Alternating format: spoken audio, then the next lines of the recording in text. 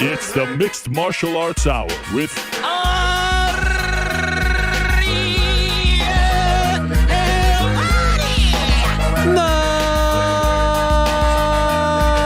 Mixed Martial Arts Hour is back in your life on this Monday. Yes. Oh, wow, Frank. This is nice. Wow, very French of you. July 8th, 2024. Happy birthday. Wow, thank you, Frank. Caught me by surprise there. A rare surprise on this program. This is a French accordion right here. Yeah. I feel like we're on the streets of Paris as we speak, Frank. You and I having a nice little cappuccino, a croissant, and chocolat chaud, maybe a little vin. Red or white, do you like, Frank? Red. Yeah, I like white. But that was very kind of you. Thank you. Thank you. Caught me off guard. Yes, today, my friends, is in fact my birthday, my 42nd birthday. When I started this show, I was 27. That's kind of crazy, is it not? Who, me? Yeah. It's a rare birthday show. We've had a couple over the years. Probably the most notable one was in 2019. I was in Las Vegas for the UFC event. That was the Thiago Santos, John Jones fight card. That was also the one where Jorge Masvidal knocked Ben Askren out in like 5-6 seconds. Then the next day I did Summer League. Then I took a red eye, landed home, got changed, drove to Bristol, did the show. That was the one where Masvidal was on with the syrup, and Askren was on as well from the airport following the knockout loss, and then drove back home 2.5 hours, went to Monday Night Raw at the Prudential Center, and it was quite the day. This is turning out to be a better day because where else would I rather be than right here, right now, sitting in this chair with the great crew, everyone back there, and of course GC remotely, and doing the show here. I was thinking about that. I mean, there's really nothing else that gives me joy. I mean, I love going to the beach, love kind of chilling, doing a whole bunch of other stuff. But other than that, love just sitting here and doing the show, talking to all of you, and talking about a fun weekend in the world of combat sports. So it's great to be here. As always, we are presented by our good friends over at DraftKings Sportsbook, official sports betting partner of not only this program, but the UFC as well. Fun show planned for everyone. Back into the show at around 3:30. We will talk about some other weekend stuff that went down. It was a hodgepodge type weekend in the world of combat sports, and more on that in a moment. Prior to that, we will be joined by Michael Venom Page. We'll chat with him some 9 days removed from his fight against Ian Machado Gary, see where he goes from here. Prior to that, we'll be joined by Darren Till, who, believe it or not, was in action this weekend, and his bout ended rather unceremoniously. He fought a young man named Mohamed Muti at something called Social Knockouts 3, and it ended in a complete melee. There was a brawl, just an absolute mess of a situation. So we'll talk to Darren Till about that. Prior to that, we'll be joined by Tracy Cortez. Tracy Cortez is going to be headlining the UFC event this weekend in Denver at the Ball Arena against Rose Namajunas, by far the biggest fight of her career, and her first main event as well. She is replacing the, I don't want to call her injured. She's battling some health issues. Macy Barber, who was the original opponent for Rose Namajunas, and Cortez was supposed to fight on the July 20th Apex card. Now she gets the headline in an arena. I mean, what's better than that? Against the former champion Rose Namajunas. So big spot for her. We'll talk to her about that at 2. And the Romford Bull himself, Johnny Fisher, who I've wanted to have on this program for quite some time. Both he and his father, Big John, are characters. And he had an amazing weekend as well. He improved to 12-0 at the Copper Box, a.k.a. the Copper Bosch Arena in London, England. He beat Alen the Savage Babić in just 36 seconds in his first main event in front of a sold-out crowd. The big heavyweight from Romford went out there and starched him in the first round, 36 seconds. So well done to him. We'll have him on the program. I think he'll be joining us from Wimbledon. How about that? So that's coming up in about 30 minutes. Woke up today, by the way, to some very nice texts. If you're wondering, as far as the rankings are concerned, who was first. It went GC first with a very nice text, usually good for it, very early, in the 7 o'clock hour, I believe it was, which was really impressive. Then we moved along to Frank. Frank was a real, tugging at the heartstrings. I thought that was really, really nice of him. I'm happy to That's how I felt, Frank, after the text message, really from the heart. I don't know if it was a copy-paste job that you sent to ChatGPT has really come a long way these days. Yeah. Andy was next. Joe was next. Corporate Alex did it in person, face-to-face. And last but not least was New York Rick. I mean, just 5 minutes ago, really. Didn't even get the classic HBD text from him, which I thought was a little surprising. Why would I send you a text message when I'm going to see you in person? Well, I mean, everyone else sent a text message and they were going to see. Yeah, everybody else is trying too hard, if I'm being honest with you. Everybody else is trying too hard to make them feel themselves some type of way about being a good person.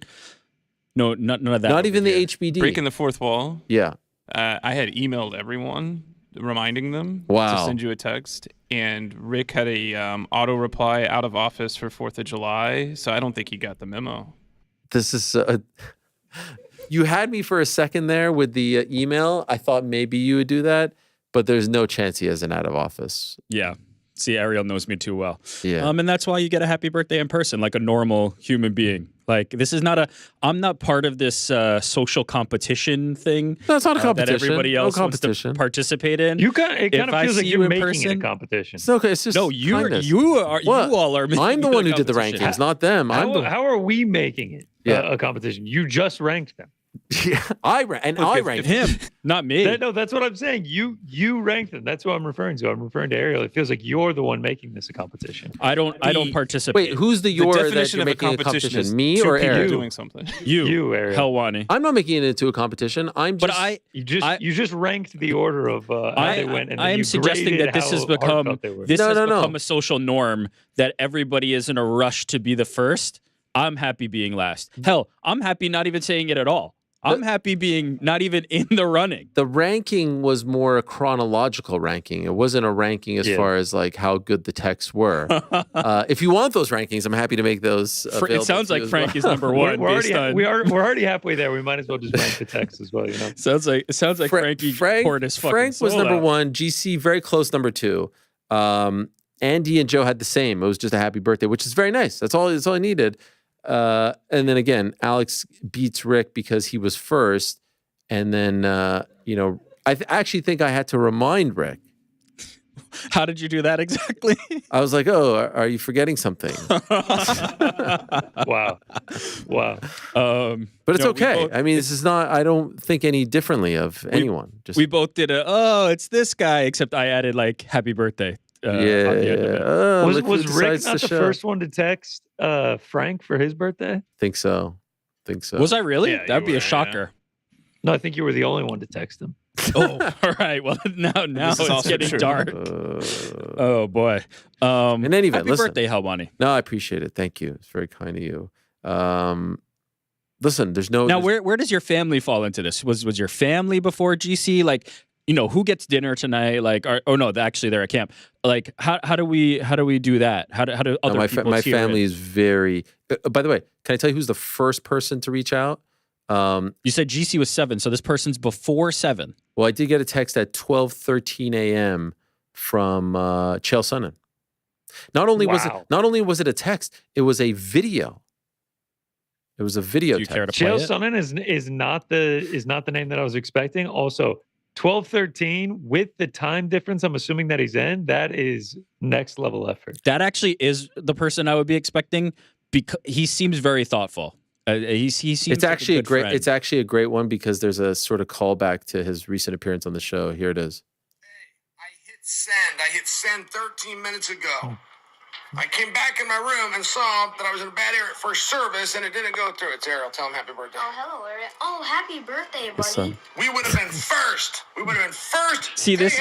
We still might be, but we for sure would have been because we were on the dot, midnight East Coast. July 7th? Is that his birthday? No, 8th. It's July 8th now. 8th, He's 3 hours ahead. I love it. Well, happy birthday, buddy. Happy birthday, buddy. Almost a tinge of sarcasm. That's commitment right there. By the way, his son is incredible. His son is like a carbon copy of him. He's a good promo now. His son has become a part of the gimmick. See, I will not participate in this that has been created. That's great. I love it. I have to say that is next level commitment right there. I love a great I happy birthday text. I tend to lean towards Rick in this instant. I do love that he said he sent it 13 minutes ago, but the reception was funky. That's great. It doesn't as he's recording a video that he knows is 13 minutes behind. It takes very little effort. I think it shows that you care. I think it shows that you mean something to the person. I'm not a big fan of the big to-do on the birthday, but I'm a fan of that little extra, like, hey, you mean something to me, and I took 13 seconds out of my day to show you how much you mean to me. I like it. And by the way, teach his own, just for the record. I'm not casting aspersions, as they say in the business. Yeah, just rankings. No. Just rankings. Rankings was more chronological, but then I gave you the rankings after because you guys asked. I felt like the chronologicalness. You were taking that as you're you're equating the who's first to who's best. That's okay. No, you got the wrong guy. That's literally how it went down. It's literally how it went down. In any event. Happy birthday. Yeah, thank you guys. Thank you. Very busy weekend. A lot has happened since we said goodbye on Wednesday. Obviously, Thursday was July 4th here in the United States. If you were celebrating, great time to be alive. Fireworks galore. Everyone's out and about doing their thing. Everyone's having a grand old time, honoring this great country. Friday was fantastic. It was Helwani versus Enriquez, Canada versus Venezuela in the Copa America. I'm still trying to, my internet wasn't working, so I wasn't sure who actually won. I'm still waiting for the results on that. Did you guys catch the result of that? Oh. Well, it's just like a predominantly like South American powerhouse against North American. I mean, I thought it was a big moment. It was a great game. It was a great game. We're all very sad, but very happy for you because it's your birthday. Oh, so thank today you. I'm very happy. Oh, thank you. That's very kind of you, Andy. And yes, tomorrow I will be in attendance at the MetLife Stadium as our boys in red and white will be looking to dethrone the defending World Cup champions, Argentina. You may have heard of them. I will be there with my flag, and I cannot wait. I wish my boys could come with me, but alas, they're going to be in... they're still in camp. They're missing everything. It's a big shame. No, boys, are you flying solo?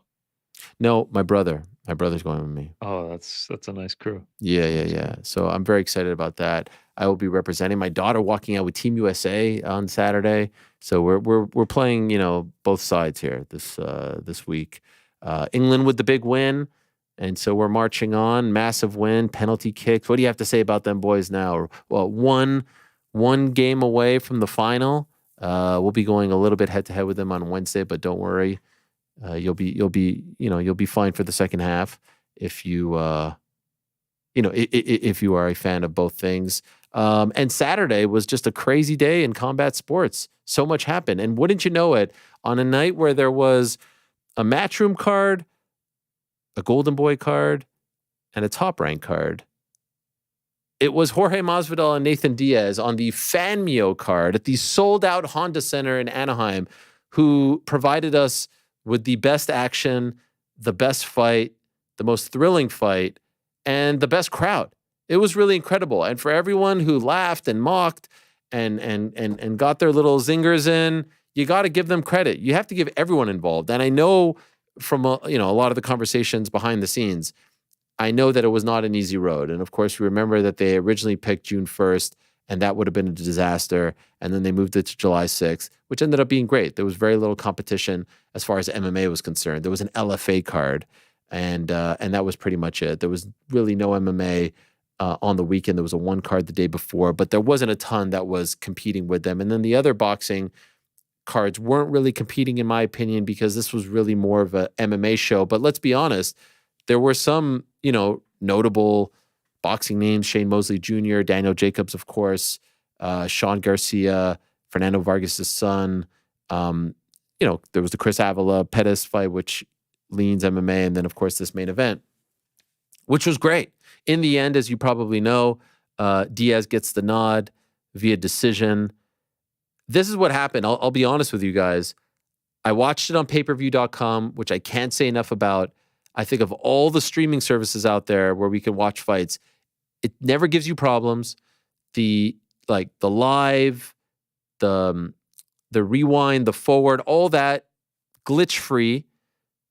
The chat is cool. It's a nice little companion piece. No subscription required, which is very nice as well. Sign in, do your thing. I enjoy it very much. I was watching, the main card started at 9 p.m. Eastern. By 10:30, so I went on a little mini trip with my wife and daughter. So I'm in a hotel room now. The lights are closed. I'm like, all right, I'm going to watch in bed. By 10:30, there's still 4 fights left. They keep going to the freaking desk. Let's go to this. Let's go to that. I'm like, oh my God, this thing's going to go till like 1:32. So I decided to call it a night. Woke up early, 6:15 or so. Luckily, no one texted me about it. I got one text about a pre-fight thing, thank God. Fired it up, watched the whole fight, enjoyed it from the comfort of my bed in the hotel room, and got to that. So I will say, for all the jokes, for all the zingers, for all the knocks, for all the this and that, they sold the place out. It was the best fight of the weekend. The broadcast was professional. It looked good. It felt big. It felt important. Having Morrow on the call was great. Sean Porter was great. Sugar Sean was very solid as well. I enjoyed his presence. I liked having him there. Gave it some extra oomph having a UFC champion. And the fight was fantastic. Way better than Diaz versus Paul. Way more exciting than Diaz versus Paul. And, there's not really much. Both guys got paid. There's really not much. It was an okay price point. I don't think it was too crazy. Kudos to them. Congratulations. I tweeted on Saturday, MMA and boxing reporters love to put out the salaries before the events. Usually it's California and Nevada that provide these. And I think it said like 500,000. That is massive cap. People were like, well, why don't you say what it was? Not for me to say, but let me just tell you, it's many multiples of that. Nate Diaz ain't fighting on a fan Mio card for 500,000. Are you out of your mind? And so knowing that, I don't even know why these things get reported. Now, the undercard guys, it's a lot more accurate. Main event guys, nowhere near that. And so they got a pretty payday. They got a big bag, as the kids like to say. The production was, I thought, really good. It looked good. It felt big. It felt important. And it was a really, really good fight. Now, there's some debate. Did Nate win 8-2? Should it have been 6-4? Could it have been a draw 5-5? I'll be honest, as I was sitting in my bed watching, I wasn't really scoring it like super, super close. I was just kind of enjoying it, if I'm being honest. I wanted them to put on a good show, and they did. Nate's volume was obviously a lot more than Masvidal's. Masvidal's punches looked like they were a little bit stronger and harder. He was a little more selective with the shots, but you could tell like both of them weren't just kind of like waiting and throwing 8 punches around. They were treating it almost like an MMA fight in that they were just kind of throwing caution to the wind. And it was a lot, I think, more entertaining and a lot more fun to watch than most people expected. It went 10 rounds. And so did I say 6-2? I think 8-2 ended up being one of the scorecards. And it was fun. Nate's style is very interesting, and you wonder how it would look, versus a real traditional boxer. And we kind of got a glimpse of that, if you want to call Jake that. But in this, he has that kind of high volume, pitter patter style that kind of frustrates and suffocates you. Is often not slapping per se, but it looks more like a slap than a traditional, 1-2. I was impressed with Masvidal. I got to be honest with you. Masvidal looked good out there. Both guys didn't gas out. Both guys were in it till the very end. Both guys had their moments. Both guys landed big shots. I really, really enjoyed that fight. And on a night where you had, like I said, a Golden Boy card with a solid main event, Cabrera Zepeda, Shakur Stevenson, another ho-hummer, and now we wonder where he goes from here. It looks like his relationship with Top Rank is coming to an end. And then the Matchroom card earlier in the day, Money in the Bank was happening at the same time, which was a phenomenal event. Money in the Bank and NXT yesterday, 2 amazing cards. WWE just on fire. But as far as like the real deal stuff, this was the fight of the night and the best boxing match of the entire weekend. Rick, agree or disagree? I can't say I saw everything, going on to say definitively, but for everything that I saw, and I was watching quite a bit, it was fantastic. It was the best of the weekend by far. It was just a perfect pairing, a competitive matchup, and going into it, my major gripe, if there was one, I wouldn't say I had a major gripe, but my reservation, if any, was the fact that I'd rather see them do MMA. And then after the fight, I'm confidently stating that I would rather watch them box. And I did not expect that change going into it, but I would much rather see them box than do MMA against each other. I have to admit, I really enjoyed it. I was worried that it would be a total stinker. And let's be honest, the reaction to the announcement of them fighting a few months ago was met with a lot of apathy. Oh, come on, really? Everyone got their takes in. Let's give these guys credit. They sold that place out. 18,000 people. Who knows what it like? Paper, not pay. The place was full. It looked big. Casey was there and said it was rocking. It was full to the brim and rocking. And not from the main event on. Like it was several fights prior. Like really from the main card, it felt big and important. Like from the start of the main card, I should say. We take this stuff for granted because we live in a UFC world where this happens every weekend. Fanmio is not a promoter. Real Fight Inc. is not like an established brand. Game Bred Fight, you know what I mean? It's hard to do that. It is really freaking hard. It is really, really freaking hard. We take this for granted. The UFC has made it look very easy. It is not easy. And I think Nate and his team have learned that it's fun to be anti-establishment when you're a part of the UFC machine. It is not easy to be the establishment. It is not easy to put on the event. They got a glimpse of that with Jake and company, but they kind of ceded a little bit of power to them because they had put on more events. MVP this time, they were right in the thick of it. And it's not easy. It's not easy. And what's interesting now, as far as Nate is concerned, is, after the Jake fight, you thought oh man, what does this do to his, to his drawing power, to his star power? He just lost to Jake. He didn't look great in that fight. Now I feel like he's right back in there. And I was, if I can offer one piece of criticism, it would be the call out. He called out Jake and he called out Leon Edwards. I don't think he's getting a Leon Edwards title shot. And of course, Leon has to defend the belt in just a couple of weeks' time. I don't think it's a crazy thought that he goes back to the UFC, but even if he does go back to the UFC, I don't think he's getting a title shot off the jump. I don't know. I don't think, correct me if you feel otherwise, I don't think there's a big demand for him to fight Jake. I don't think anyone cares. Do you agree or disagree? Only in MMA. Only in MMA. No interest in boxing. Only in MMA. But there's one name that if he would have said it on Saturday night, everyone would have gone crazy. We haven't talked, but I'm sure it's the same name.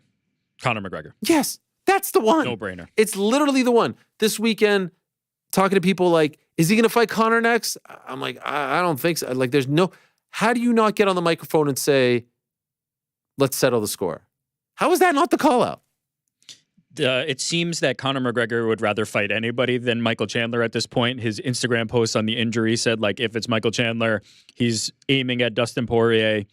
It seems like Conor McGregor was there for the taking if there's somebody who can create interest, and Nate Diaz created interest. To the point where Conor McGregor is placing potentially fugazi $500,000 bets on Nate Diaz. He was paying attention to Nate Diaz here. If Nate Diaz hops on the mic and calls out Conor McGregor, the buzz would have been insane. Yeah, there it is. Now, this is probably some sort of promotional thing, but he puts it out there. He gives the... honestly, that thing got 3.5 million views. It gives the event a little bit of a push a couple hours before. There are 2 fights at this juncture that I would love to see Nate Diaz in either boxing or MMA, preferably in MMA. Those 2 fights are Conor McGregor or Dustin Poirier. They're right there, right? There's a long history with Poirier now. We're dating back to 6 years, since 2018.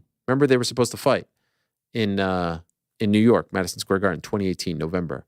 And then the Conor fight. The Conor fight is instant mega box office. Doesn't matter what they've done, where they've been, who they've beaten, who they've lost to. And I just couldn't believe, I don't know, I couldn't believe that he like drummed up Jake Paul. I just feel like he's moved on from that, and so has Jake.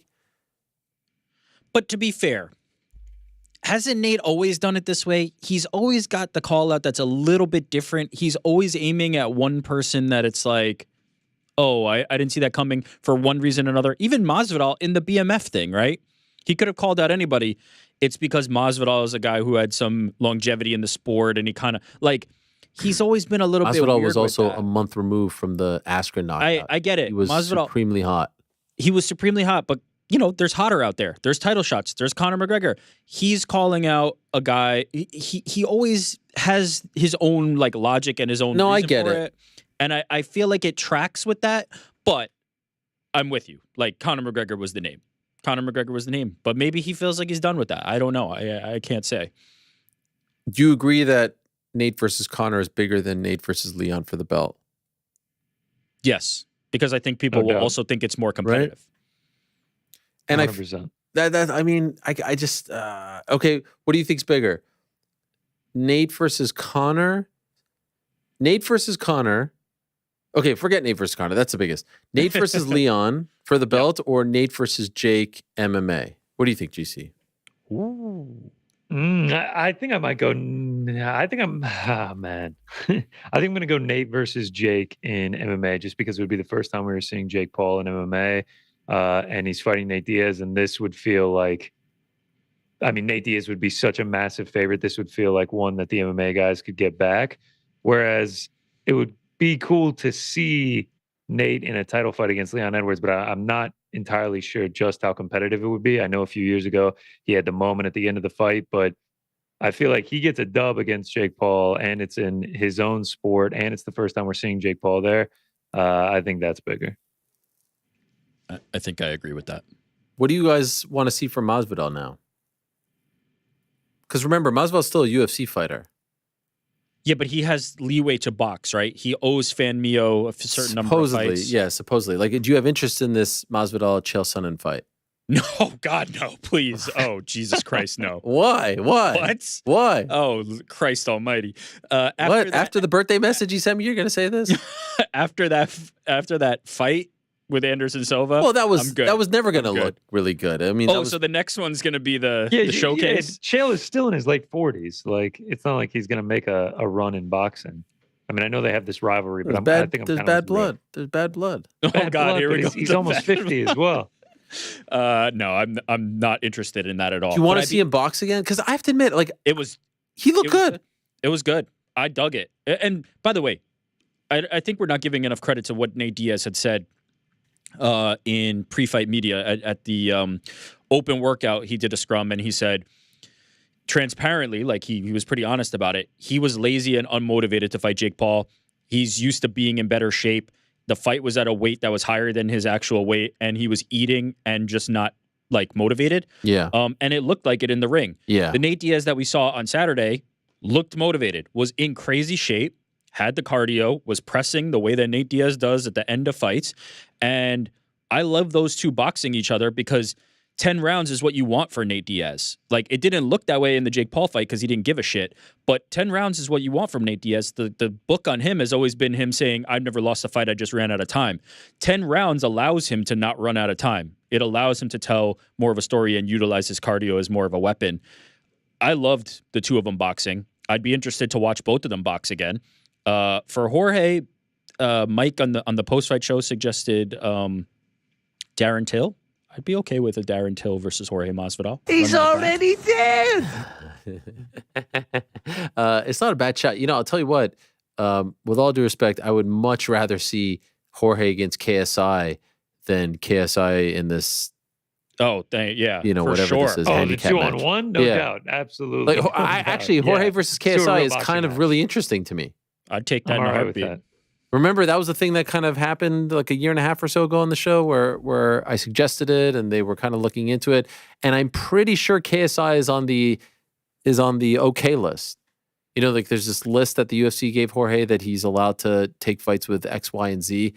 The Till fight, I mean, has a great story. Don't hate that. I think the KSI one. I mean, would you be interested in Jorge versus Jake? No. I think Jake is not really elevated above that to a certain degree. I wouldn't hate it. Look, I'm not going to be like super mad at it. Jorge versus Mike Perry and bare knuckle? Oh boy. I mean, sign me up for that. Hell yes. Are you kidding me? That would be pretty freaking sick. Hell yes. Is Jorge going... I don't know. He promotes bare knuckle, but is he willing to do bare knuckle? No, I don't know. And is he even allowed? Yeah, the contract it's not like on the list. Traditional boxing. I'm just saying. I'm just trying to. I'm in. I'm all in. If you give me that. Sort of the same weight class, even though Jake. That might be my number one for Jorge.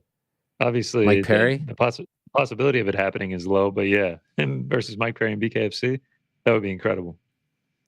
This may not be the best take of them all, but I'm just happy both guys look good. I'm happy both guys put on a show. I'm happy it was entertaining. It was exciting. I wasn't really caught up in the result, as weird as that may sound. I'm happy it wasn't a draw. I do think the 8-2 isn't fair. I do. I mean, Sean Porter was scoring it live, and he had Jorge winning. I think he had him winning by like 3 rounds. Well, kinda. And then by the end, he said 97-93 draw or something. That who didn't knows? Even make but like sense. when they were showing it throughout the fight, like he kept having Jorge up. Yeah. So I don't know, but like both, like it wasn't. The Paul showing wasn't a great one for Nate, and here I thought he looked great. Like he looked as we were hoping. I think he was going to look against Jake. If you're a longtime fan of his, comes out, he's wearing the Be Real shirt. Shout out to Mike Tyson back in the day. Shout out to Real Fight Inc. He's coming out there. You know, he's looking bad. He's in California. I don't know. It felt solid. It felt big. It felt fun. It felt important. And I know it was a very rocky road for them to get to this point. So I enjoyed it. Yeah, there it is. Look at that. That's pretty freaking cool. How many people watching got that reference?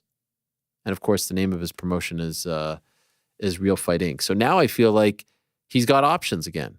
I don't know if he goes back to the UFC. I know when he was, when he was free post Jake Paul, the UFC was telling people like, nah, he hurt his brand. And we told him not to take that fight and it wasn't a good fight and all this stuff. And they weren't fucksing with him, if you get what I'm saying. But now I feel like there's a demand, and there is a massive demand. I feel like, okay, last one. Nate, what does more on pay-per-view? Nate Connor Chandler. Oh, come on. Nate Connor, like by magnitudes. Wow. Many magnitudes. No doubt. You agree, GC? 100%. Yeah. Wow. Yeah. I don't even think it's a real argument. Wow. All due respect to Michael Chandler, Nate is a legitimate partner in that, right? Conor McGregor and Nate Diaz are 2 superstars. Michael Chandler is not of that caliber. Trilogy. Long-term bad blood between the two.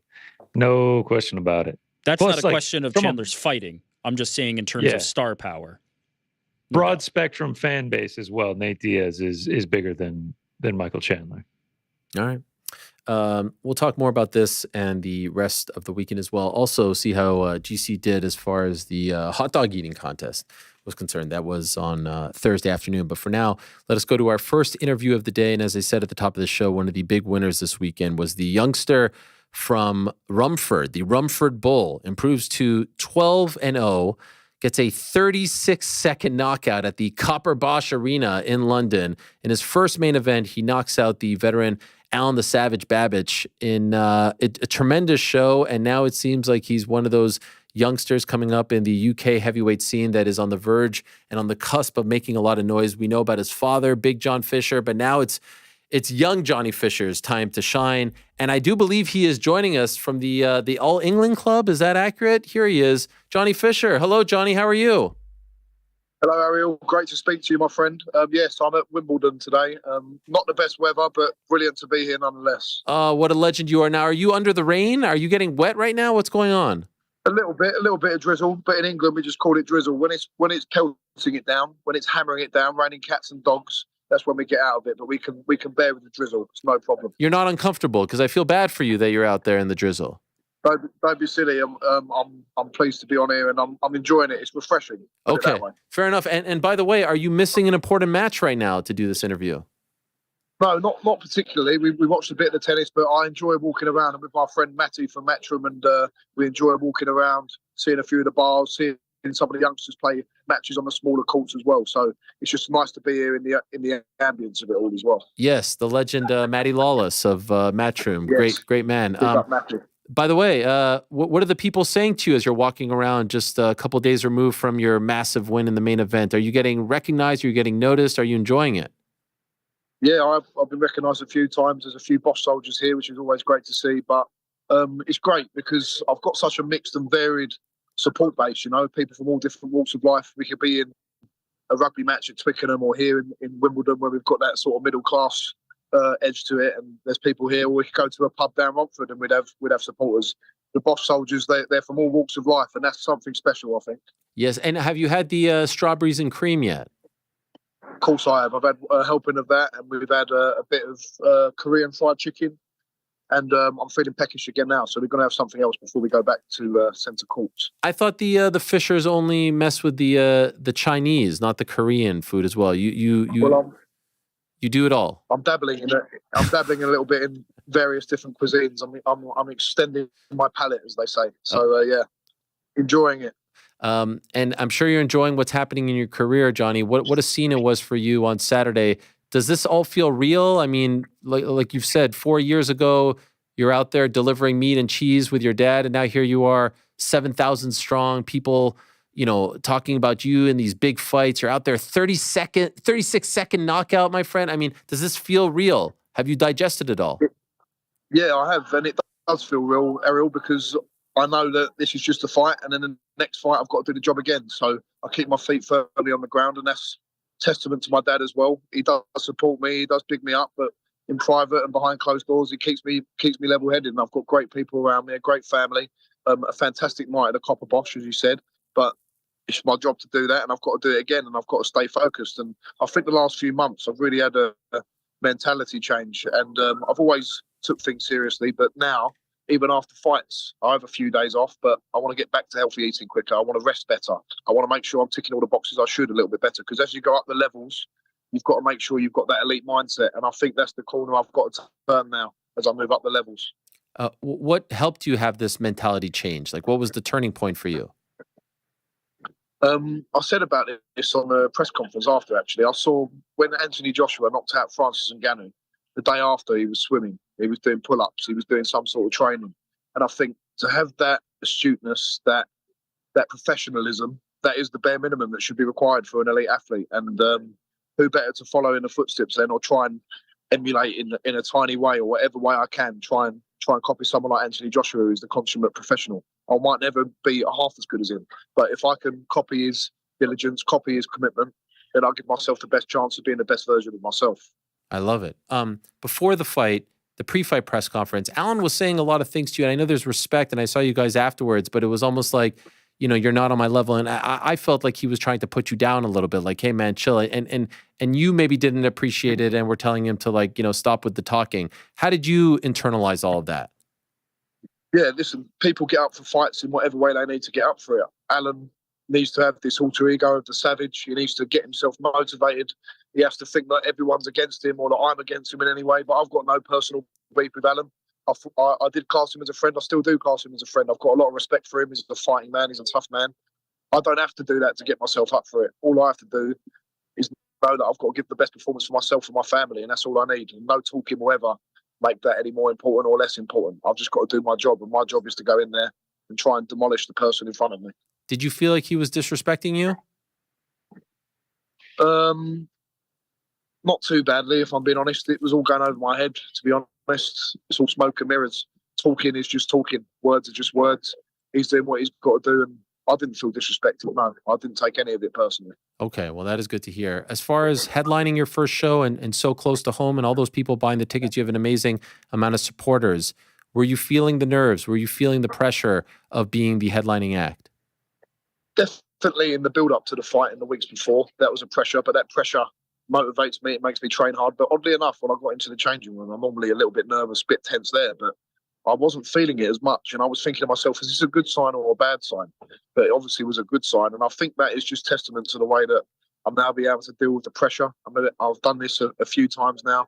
Although it was my first headline, I've been boxing in front of crowds of thousands of people from when I first started because of the amount of tickets I sell. So I think that's standing me in good stead, and I'm seeing the benefits of that early baptism of fire now. Do you know what I mean? Being in my fights in my fifth fight at the Ali Pally at O2, thousands of people there. I've been there and done it before, so this felt no different, if I'm being honest. When you signed with Matchroom, did you think this early in your career you'd be headlining shows and selling this many tickets?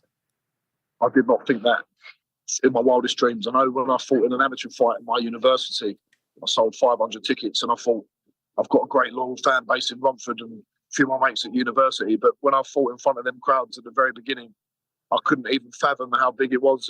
There were 2,000 people there for me, and they've come from all over even then, and it's just growing and growing. And it's testament to the great people I've got around me and how word can spread from my university. They all go back to their towns where they were brought up, and people want to come and watch. And I think it's a lot to do with heavyweight boxing as well. People want to see heavyweights go in there and give it 110%. And my style lends itself to an exciting fight. So although we've got all the stuff around the fight, my dad, me, the love of Chinese, the banter, that's great. But the substance of it comes down to the fact that I'm a heavyweight boxer and I go in there and I have a proper tear up. Why do you think people love you and your family so much? Why do you think you have this fan base and this connection with the people? I think it's because we don't try and pretend to be something we're not. In a world of social media where it's important, where it seems to be a growing thing that people want to give off a certain image of who they are, we just give off who exactly we are. We are who we are. We're just a normal family. We're not rich. We're not poor. We love a Chinese on a Saturday night. I've got 2 mad brothers and a little sister and loads of dogs running around in my house, and people see that. My mum's always moaning at my dad. My dad's always got something going on. 1 minute he's in Mallorca, the next minute he's in Australia doing DJ sets. It's a mad old world we live in. And I think people buy into the authenticity. We don't dress it up. We just be who we are. And I think people can buy into that in this modern world where people are trying to be someone they're not all the time, you know? One of my favorite things to watch, it's become obviously very well known, but even in the early days, I feel like I was on this bandwagon rather early, is just watching. You've been there for a long while. That's right. Watching your dad order Chinese gives me such joy. I don't know what it is. It's just, there's something so beautiful about it. And I'm just wondering, like, how, in your opinion, did this all start? Like, for him to just become this sensation where he's selling 5,000 tickets to do a DJ set, like, where did this all come from? Well, it was, a lot of it's got to be given to my brother Henry as well, who does social media, and he's the one who, my dad didn't even know he was on TikTok at first, and he kept posting videos of my dad moaning about my mum's burnt dinners and how he wanted the Chinese, the excitement on his face when he's ordering, the anxiousness when he's trying to dish up before anyone else and take all the food first.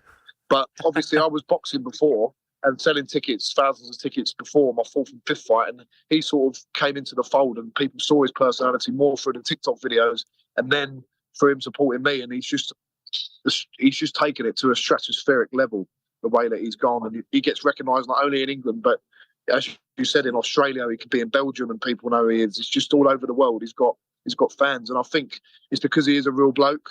He's a big bloke. People can relate to the fact that sometimes they are a bit greedy and they overindulge, and they look at Big John and they see him as a bit of comfort that they're not the only one, you know. But I just think it's him being real. Everyone in England can relate to having a Chinese on a Saturday night. It's a comforting thing. It's a family time. That's what it is. It's not just about the food.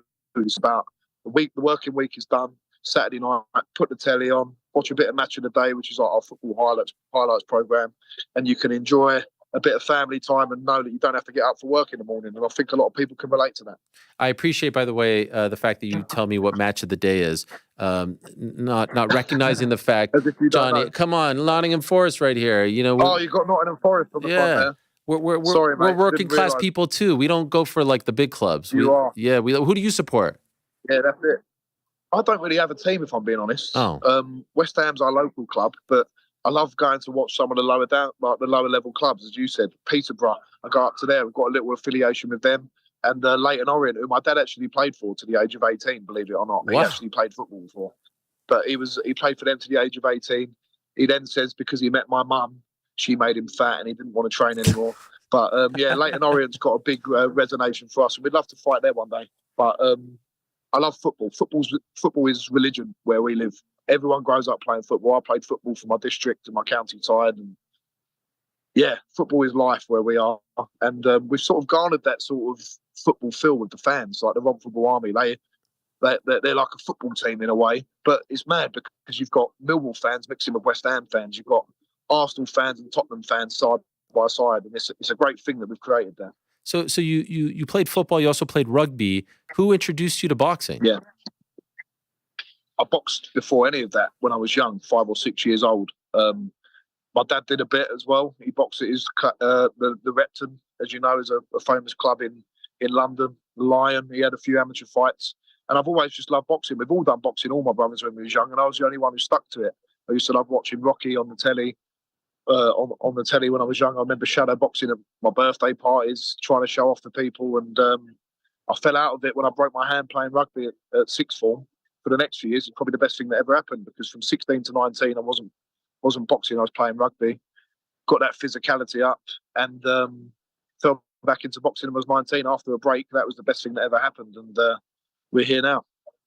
You decided to pick it back up. Who told you hey, you could get back on this path? How did you come back to it? Well, I was at Exeter University, and I saw they had a little boxing club there, a little amateur boxing club run within the university itself by the students. And I actually met a good friend of mine who's still a friend now, called Zane.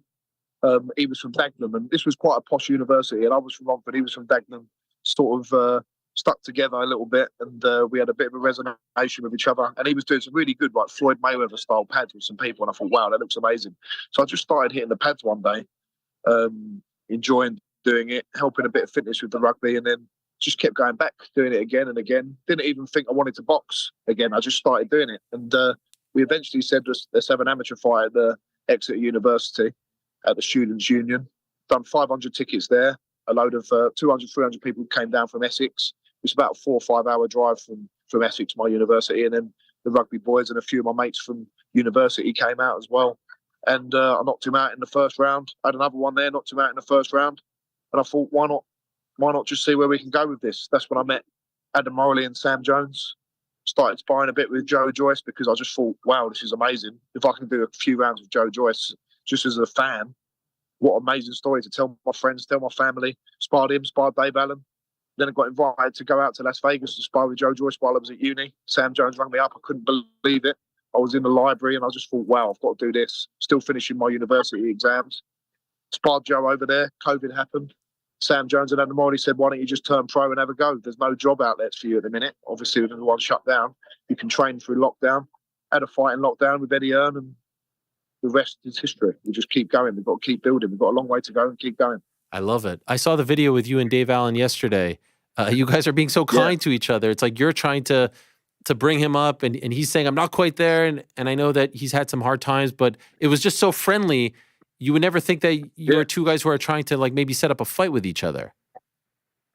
I don't think that's our mentality, to think that, we've got to hate each other to go in there and knock 7 bells out of each other. It doesn't matter if you're my best friend or not. I'm going to go in there, and you know what I'm going to give you. I'm going to give you aggression. I'm going to give you hard work. And I know how tough Dave Allen is. I remember watching him as a fan growing up, fighting Lucas Brown. I actually sparred him before that fight. He belted me for about 6 rounds, but I just hung in there. He was the first professional I ever sparred, and he belted me. But one thing I learned from that spar is I can be a professional boxer because I'm tough. I didn't give up, kept coming forward and didn't go down, just kept taking it. So it'd be great. It'd be a great story in my life if I can go from sparring him before his fight to then going to fight him and in my own show. So, yeah, he's a great guy, Dave Allen. He's very humble himself. You've sparred Daniel Dubois as well, right? Yeah, he's very good. It's very good to spar Daniel Dubois. He's fighting Joshua, obviously, on September. You like his chances? You think he has a shot against AJ? Oh, 100%. He has a shot against any one of the heavyweights. I think even his performance against Usyk, I know there's debate over whether it was low or not. I thought that was a peach of a shot. And if you can do it to Usyk, you can certainly do it to Joshua. I do favour Joshua in that fight. I think he would be the favourite going into that, but he's got more than a puncher's chance in that fight. Any chance they put you on that card, or is it filled up?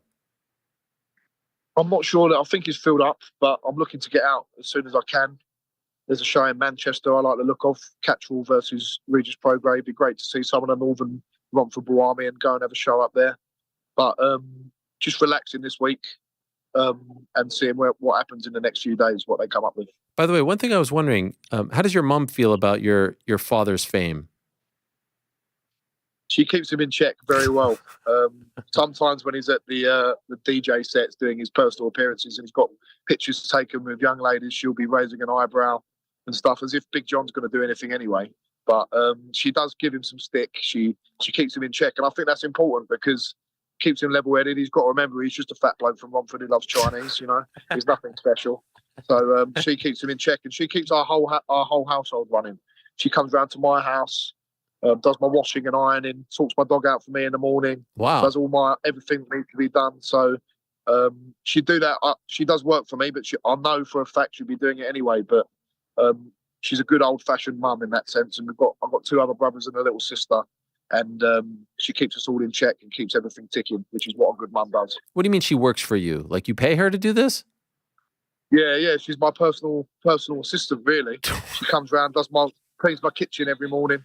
Because I need that. I don't know how to do it. She makes sure I've always got toilet roll. She makes sure I've got all the little jobs, you know. She does my T-shirts for my fights as well. She makes sure they all get distributed to everyone. So she has got a role within the Romford Bull army itself. But she just makes my life a little bit easier. If I need a bit of a lay-in, she goes and lets the dog out around the side of the house, makes sure he's fed, does my washing, hangs it up outside. Wow. And she'd do it anyway. If I ever say to my mum, I'm going to get someone else to do my washing, you're not doing it fast enough. She's like almost crying that I want to get someone else to do it. And then the best thing that I say is if I wind her up and say, I'm going to go and take it round to Nan because she does it properly. And she's fuming. She hates it that I would even take it round to my Nan. So I know how to push her buttons as well. Oh, man, that is tremendous. Yeah. And what about the Chinese order? Will you ever do it or does it have to be your dad who does it? I can do it when he's away. I can be substituted in, but he just flows so easily from Big John. He knows the menu off by heart. And it would be a bit strange to Stingray or Rufus Richard at the Blue Orchid if I rang up instead of Big John if he was there. But I haven't got it down to a fine art like he has, but I'll try and follow in his footsteps. One day I'll be Big John and I'll be retired and fat and it'll be my turn. Is it always from the same spot? Yeah, most of the time we go to this great spot. And you've got to come, Ariel, next time you're in London, the Blue Orchid. Honestly, it's nothing fancy. It's just good, fresh, honest food. The guys in there are great, and they've never been so busy. They've got people coming from Australia, people from Belgium, people from America. When they're visiting London, they come over to the Blue Orchid, and every night, Monday, Tuesday, Wednesday, Thursday, Friday, Saturday, Sunday, they're busy, and they deserve it because they're great guys, and the food is top notch. No nonsense, does the job, fresh, clean, amazing stuff. Because of you guys, you put them on the map. You made them famous. We put them on that map. Big John put them on the map a little bit in terms of not just the local area, but more nationally. They was always known as a great spot in Romford. But if the food wasn't good, people wouldn't keep going back. So you've got to try it for yourself. They've got massive lobsters. They do Dover sole. They get fresh fish from Billingsgate Market every day. They do these amazing scallops. The bones of the dragon are amazing. They're those little bits of rib with salt and pepper paste all over them. Absolutely delicious. You're making me hungry just thinking about it. The chicken balls that you had on Saturday in the locker room, were they from the Blue Orchid? Yeah. No, they definitely wasn't. They wasn't that great, if I'm being honest. But after a fight, anyway, I'm not too hungry. Like immediately after the fight, you're buzzing from the adrenaline. But yeah, eating that chicken ball was a little bit forced, you know. But got to be done. And if I could just ask, obviously your catchphrase is Bosch. Your dad, Bosch. I love it. Your post. Yeah, your post-fight interview is great, how you just end every sentence with it. Could you tell me the genesis of that? I think it's from is it from a chef or something where it all started, or a reality show guy? Where did it start? Bosch has always been a word that people have used in London, South London more so as well. And then Tom Skinner, who I know, he said it on The Apprentice, and he said Bosch, and then one day my dad said it, like Bosch, differently, like he put a little twang on it. And then on TikTok, the next video, when he didn't do it, everyone's like, why are you not saying Bosch? And he just kept saying it, and it came from there. But I think the word itself is just more of an association with Big John rather than the word being what it is, you know? When you say Bosch, the people that know it, they get it. They know it means having a Chinese. They know it means being a fat geezer who doesn't give a monkey whatever anyone says, you know? It's about the inside knowledge of knowing what Bosch is all about, the Bosch movement. And what is the difference between Bosch and Le Bosch? Le Bosch is just one of the variations of the international Bosches. You've got Yamas Bosch, Z Bosch, Il Bosch, El Bosch. you've got Donna Bosch, you've got so many different ones. So it's just an appreciation of when Big John's away, if he's in Paris or he's in a pool round Spain, he might throw an L Bosch in. If he's in Australia, it's a good A Bosch, you know. It's just appreciating the Bosch soldiers from around the globe. And does he train you at all? No, he has done in the past. He's helped out with our kids' clubs in Ongar ABC when I used to train there, doing a bit of pads. He knows that he's got to stay out of the boxing side of it, the tactical side of it.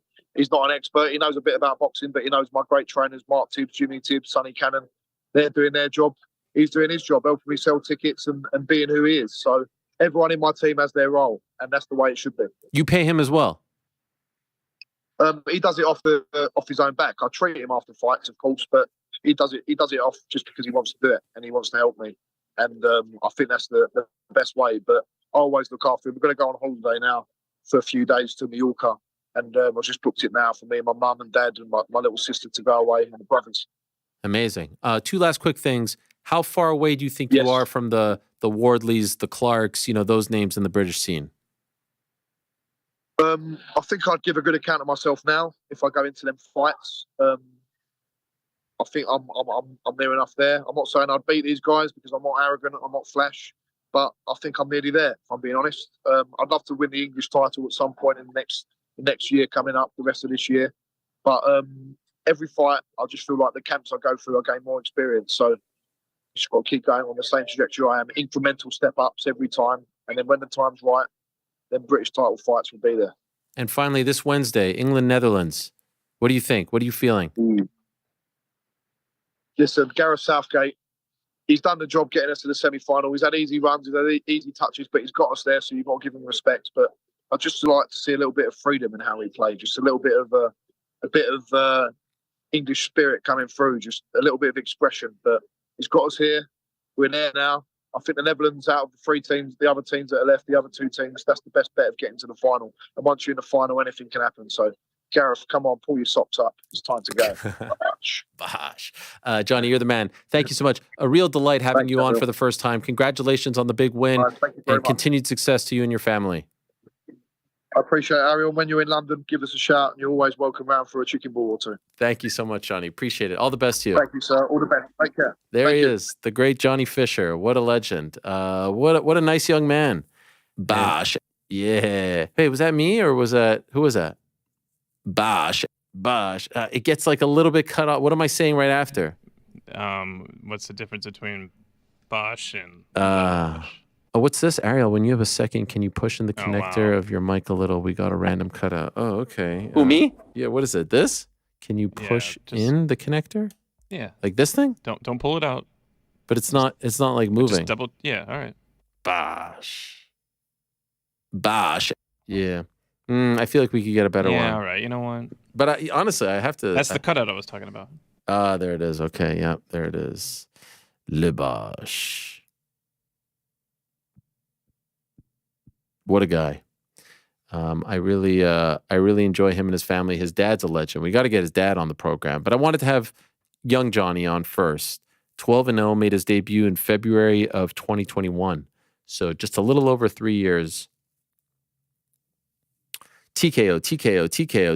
First 4 fights. Then he wins on points. Then it's all been TKOs. TKO. Up until this past weekend. And we showed the face-off on Wednesday's program. Babić got in his face and then lasted just 36 seconds. Believe that was the fastest. Yeah. That was a 2:29 of the first round in his debut.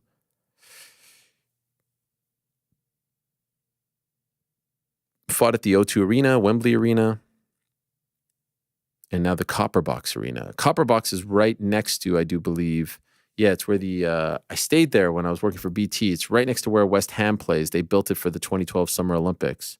It's located in the Queen Elizabeth Olympic Park in London, England. And I'll have you know, it was originally known as the Handball Arena, and it hosted the modern pentathlon, meaning fencing, shooting, swimming, horse jumping, and running during the Olympics, and was the goalball venue for the 2012 Summer Paralympics. I'm pretty much an Olympic aficionado these days. I don't know if you know this. Who, me? Yeah, that's right. Still to come, Michael Venom Page, in what I do believe is his first interview since the Ian Machado Gary fight. Prior to that, we'll be joined by Darren Till, who had that wild affair. We actually have some footage of it. This is on Saturday. Darren Till at Social Knockouts 3. A huge brawl ensued. He was fighting a man named. Let's show the clip before this, if we can. Yeah, this is the fight, and Mohammed Muti says that he was hit in the back of his head. First round, didn't last very long, and very clearly hurt. Falls to the ground, and then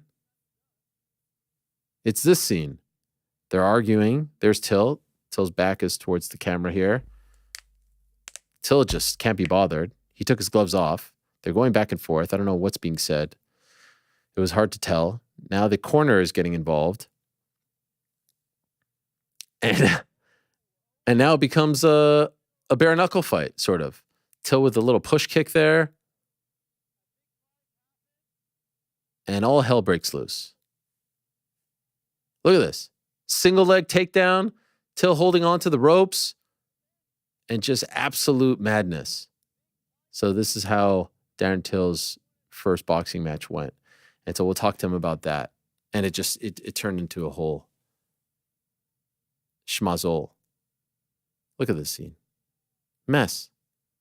An absolute mess. Very unfortunate stuff. Afterwards, he got on the microphone, called out Jake Paul and others. We'll talk to him about that in about 30 minutes' time. But for now, let us talk to one half of the UFC headliner this Saturday. She was supposed to fight on the July 20th card at the Apex, and then we find out that Maycee Barber is out of this weekend's main eventer against Rose Namajunas, big fight in Denver at the Ball Arena, and they call upon Tracy Cortez. So in her first UFC main event, she is going up against the former strawweight champion, of course, in a flyweight fight, a massive, massive moment for her. That is this Saturday, July 13th, and she is kind enough to join us right now on the program. There she is. Hello, Tracy. How are you?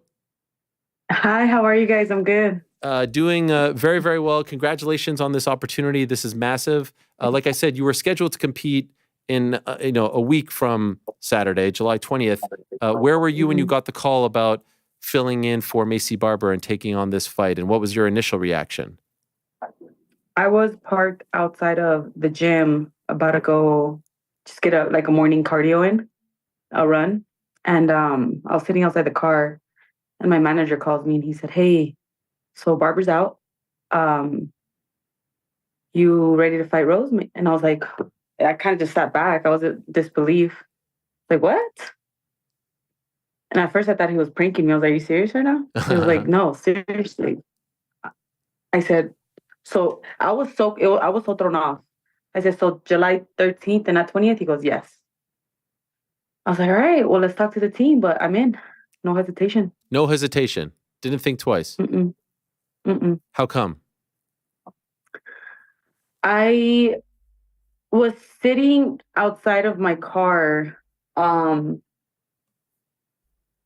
and I was going through not anything too deep or personal, but I was just, normally like my runs are very dedicated to like, it's my time with like me and God, and I just focus on the fights and I visualize everything. And I was in the car and I finished the prayer. I was praying and I said, "God," I said, if this is for me, I said, I want it. But if it's not, I don't want it no more. I want whatever you want for me.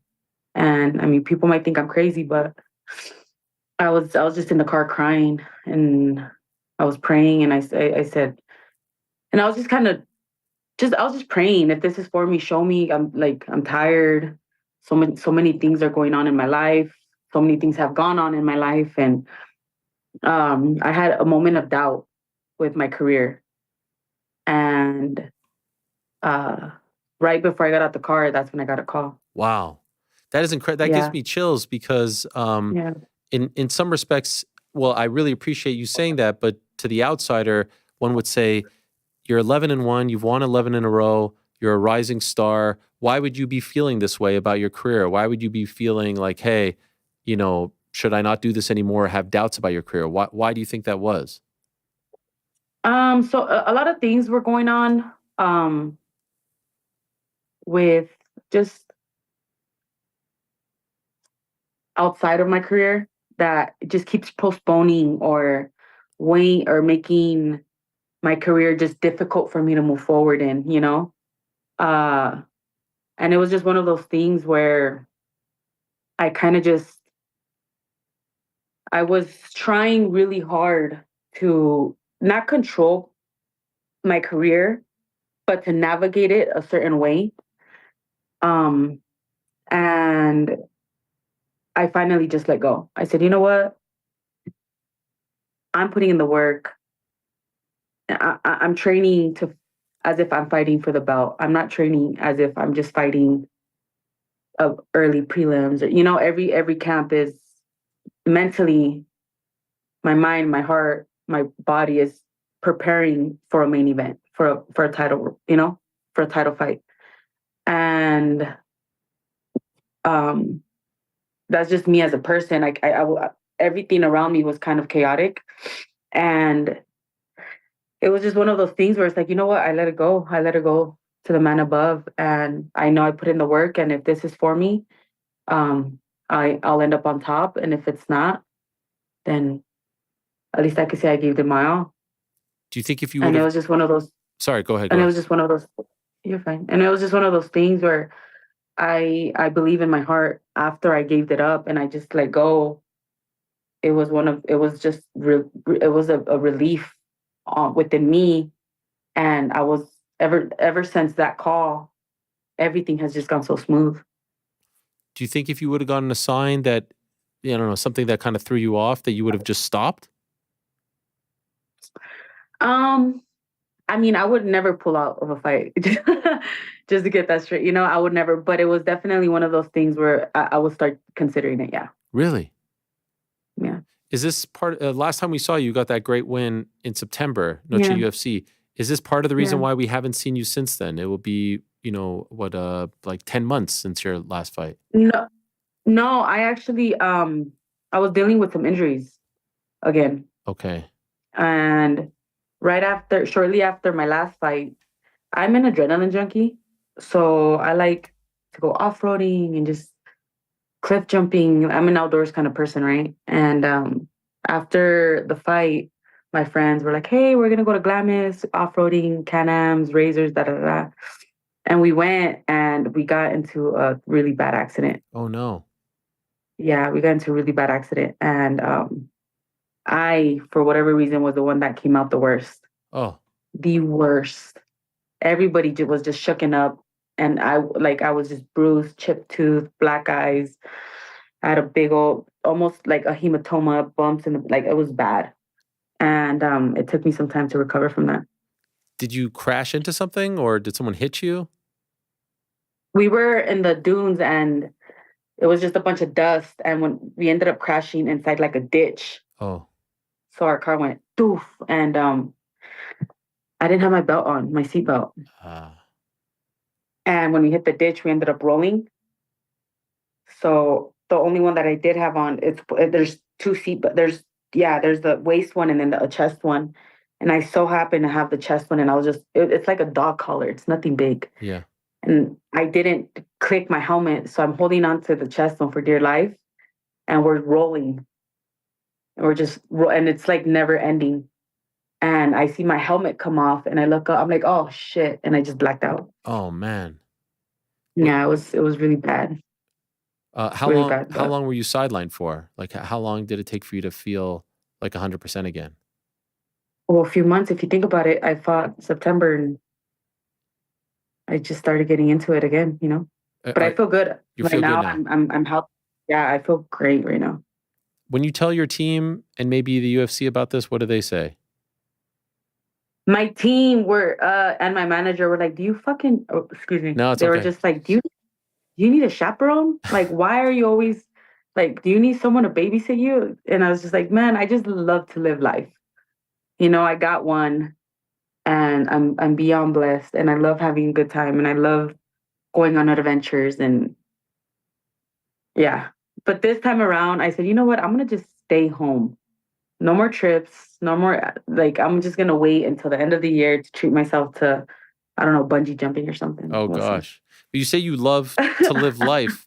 You are affecting your life by doing crazy things like this. I know that there are great perks to being an adrenaline junkie, but if you are an adrenaline, now I'm sounding like a dad here, but like if you're an adrenaline junkie who doesn't wear a helmet or is fasten their seatbelt, that's a problem, especially when you're a high level 100%. athlete. You know this, obviously. 100%.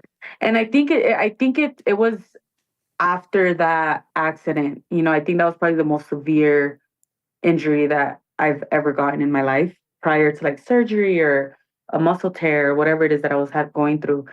That accident kind of made me realize, like, and also talking to my mentor and my coaches, they're like, hey, your body is your job.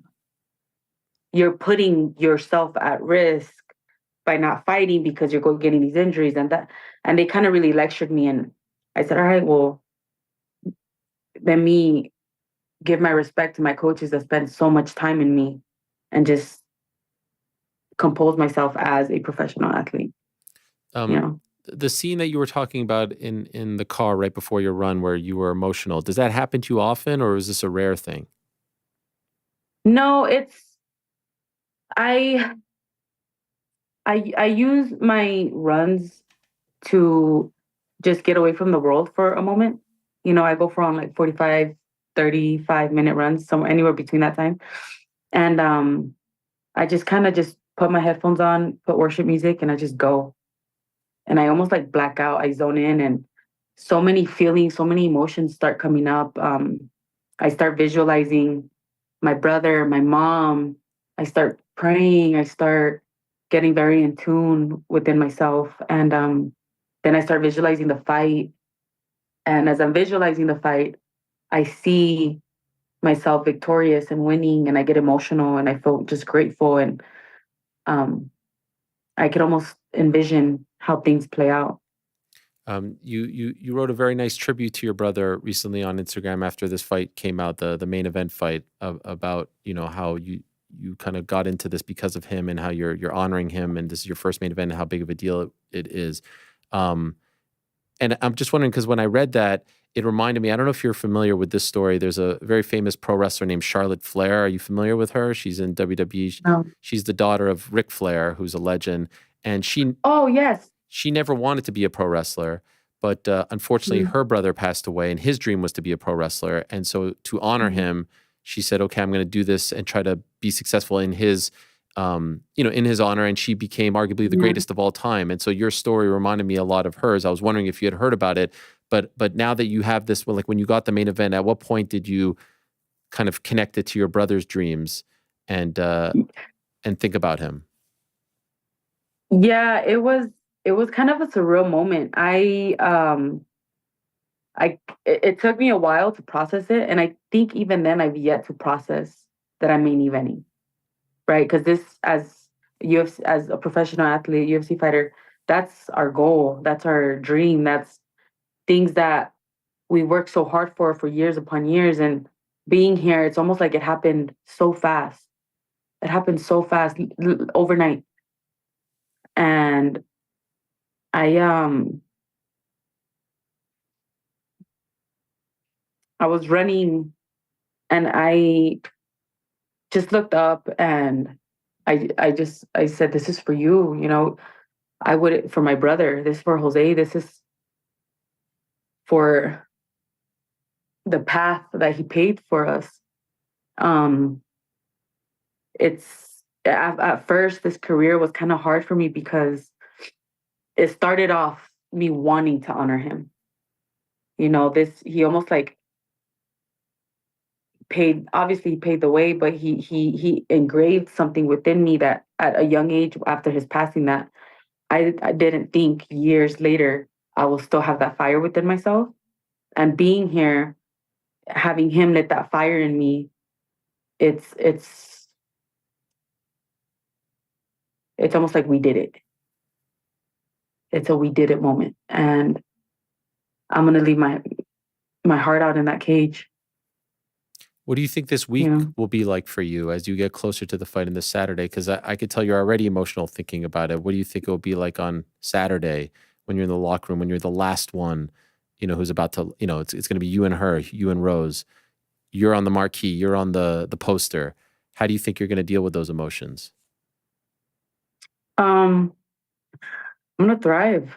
I thrive off of pressure. I've always been judged and overlooked and just a pretty face. And I mean, I'm here now. The record speaks for itself, and I thrive off of it. I love it. I genuinely love the pressure. I feel like I perform. I embrace it to the fullest. I saw the video that you posted in 2017 when you announced that you signed with Invicta, when you were graduating from amateur to pro. You were so excited to sign with Invicta. You posted it on your YouTube channel. And I'm just wondering if that young woman would have believed that you would ever make it to a UFC main event. What did you think the ceiling was for you back then? God, I don't know. I would always say it. I would always say, I'm like, oh, I'm going to be in the UFC. I'm going to fight on the stage. And then I started fighting on the stage and I'm like, whoa, I'm doing it. And then it wasn't until I went to Brazil and I trained with the Pitbull brothers and I was there for quite a while. And just their mindset and their mentality and coming back was like, okay, I no longer just want to fight to fight. I want, because we enjoy fight. There's something, there has to be something wrong with us to enjoy fighting. But a part of me, within me, it was more of I was fighting to honor my brother, his name, for his legacy, so people could remember him and his name could live still, because he was my hero. And then it became me wanting to honor him, to let me do this for me now. I see myself being the best. I look back at my fights against these girls that are killers. They're killers, black belts. They can't submit me. And I'm just like, oh my God. I'm still in disbelief. Like, that's me? Oh my God. And it's just one of those things where I saw myself. I was watching footage on myself and I said, man, I have the ability to be the best. I have what it takes.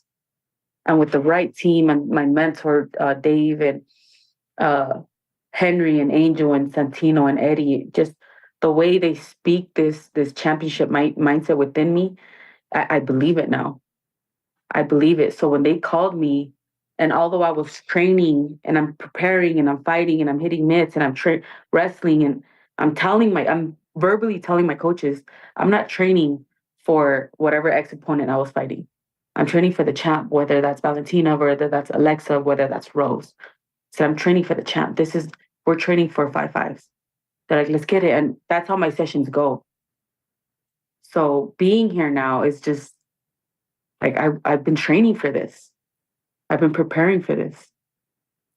No knock on Miranda Maverick, but it's a different kind of energy. You're fighting in a full arena against a former champion as opposed to Apex, a little bit lower on the card. Do you feel that? And is there a part of you that's like, okay, it's about time. I've won 11 in a row. Like, I'm assuming you've been waiting for this marquee moment the last couple of years. So is there a part of you that's like, okay, this is it. This is a long time coming. It's about time I get this shot. It is. I believe it's earned. I believe I've earned it very much. I believe I worked very hard. And granted, I know I've had life postponed for a period of time, my career, but I've never stopped. I'm still here. And in all reality, I love performing in front of a crowd. I'm a performer. I'm an entertainer. That's why I thrive off of the energy, whether they're booing me or cheering for me. I've been blessed enough that I mostly get cheered for. But for the most part, I feed off of that energy. Speaking of that, I mentioned this a couple of weeks ago on the show, and I don't know if you noticed it, and I'm wondering why you think this is. Like, when I first reported that Rose was fighting Macy, I don't know, there's like this weird movement right now where some people are like very anti-women's MMA, which I hate. I'm a big supporter and fan of women's MMA, and I don't know where this came from because MMA was always the place where I felt like the women were treated better than in boxing, et cetera, et cetera. And so when it was reported that Rose was fighting Macy as the main event of an arena show, people were like, "Ah, man, we were expecting something better." When news came out that you were replacing Macy, it was all positive. When it was originally Rose and Macy, it was all negative. And then we were talking about the show. I'm like, what's the difference? I mean, obviously there's a new person involved here, but did you notice that? And so why do you think that is? Why do you think it's all positive as opposed to the original main event where it was all negative? Oh man, I don't know. I honestly don't know. I think the fans feel they feel me, at least me personally, right, as a fighter, as a person, the way the message I try to come across on my social media is there's purpose behind what I do. You know, I'm not just fighting to fight. There's purpose, there's meaning, there's intention. I'm very, very intentional with the way my life is. And I don't know. I think it's one of those things, because it even caught me by surprise. And I think it's one of those things where everyone's waiting for the next Ronda, for the next Joanna, you know, someone incredible like Weili to stay on top and prove themselves. Someone like Rose to ride that the way Ronda did, or even myself now that I'm here. But I did see a shift, and I don't know why. I don't know why women's MMA is getting bashed recently the way it is, but hopefully July 13th, we put on a great show, an exciting show, and we give the crowd what they want, get them excited again for women's MMA. Would you like to be the next Ronda? Like, is that something that excites you, being the face of women's MMA, being that type of trailblazer? You know, I'm very grateful for the way Ronda paved the way for women's MMA. No one has done it like she has. But I say this humbly, I hope to surpass that. She set a goal, and I think us as competitors, we want to keep overstepping these goals, you know, and overdoing what our last heroes did, you know. And I saw the way she moved, and finessing and tweaking and making it my own, and hoping to surpass what she has done. What about Rose? There was a time 2 years ago she was in the main event. You were on the prelims of the same card.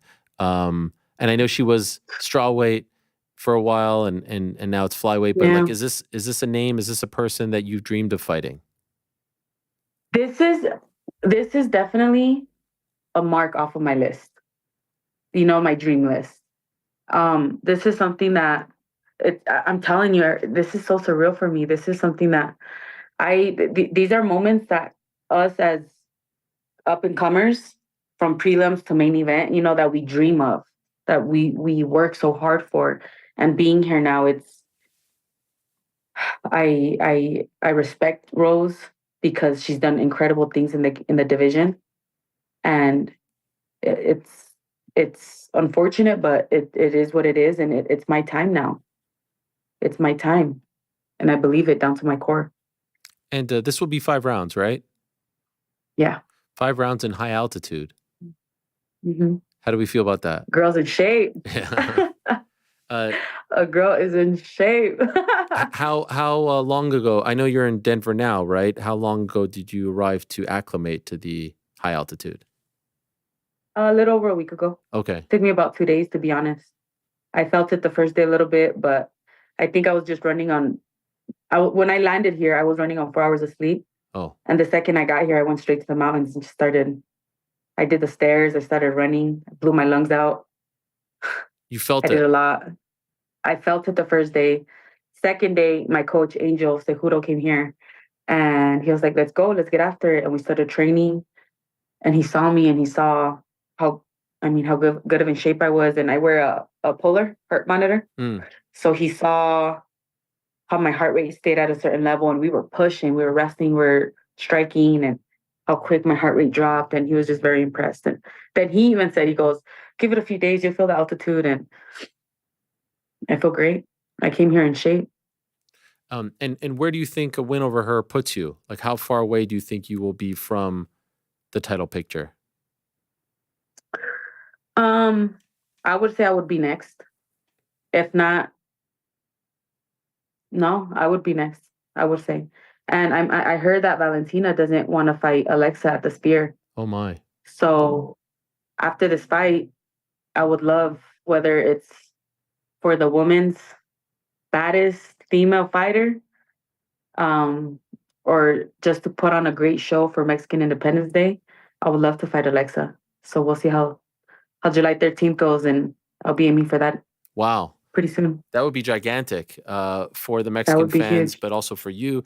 And just curious, like, if for whatever reason Valentina does, want to fight her on that date, is that something that you would like to do, the quick turnaround and be on that Sphere card?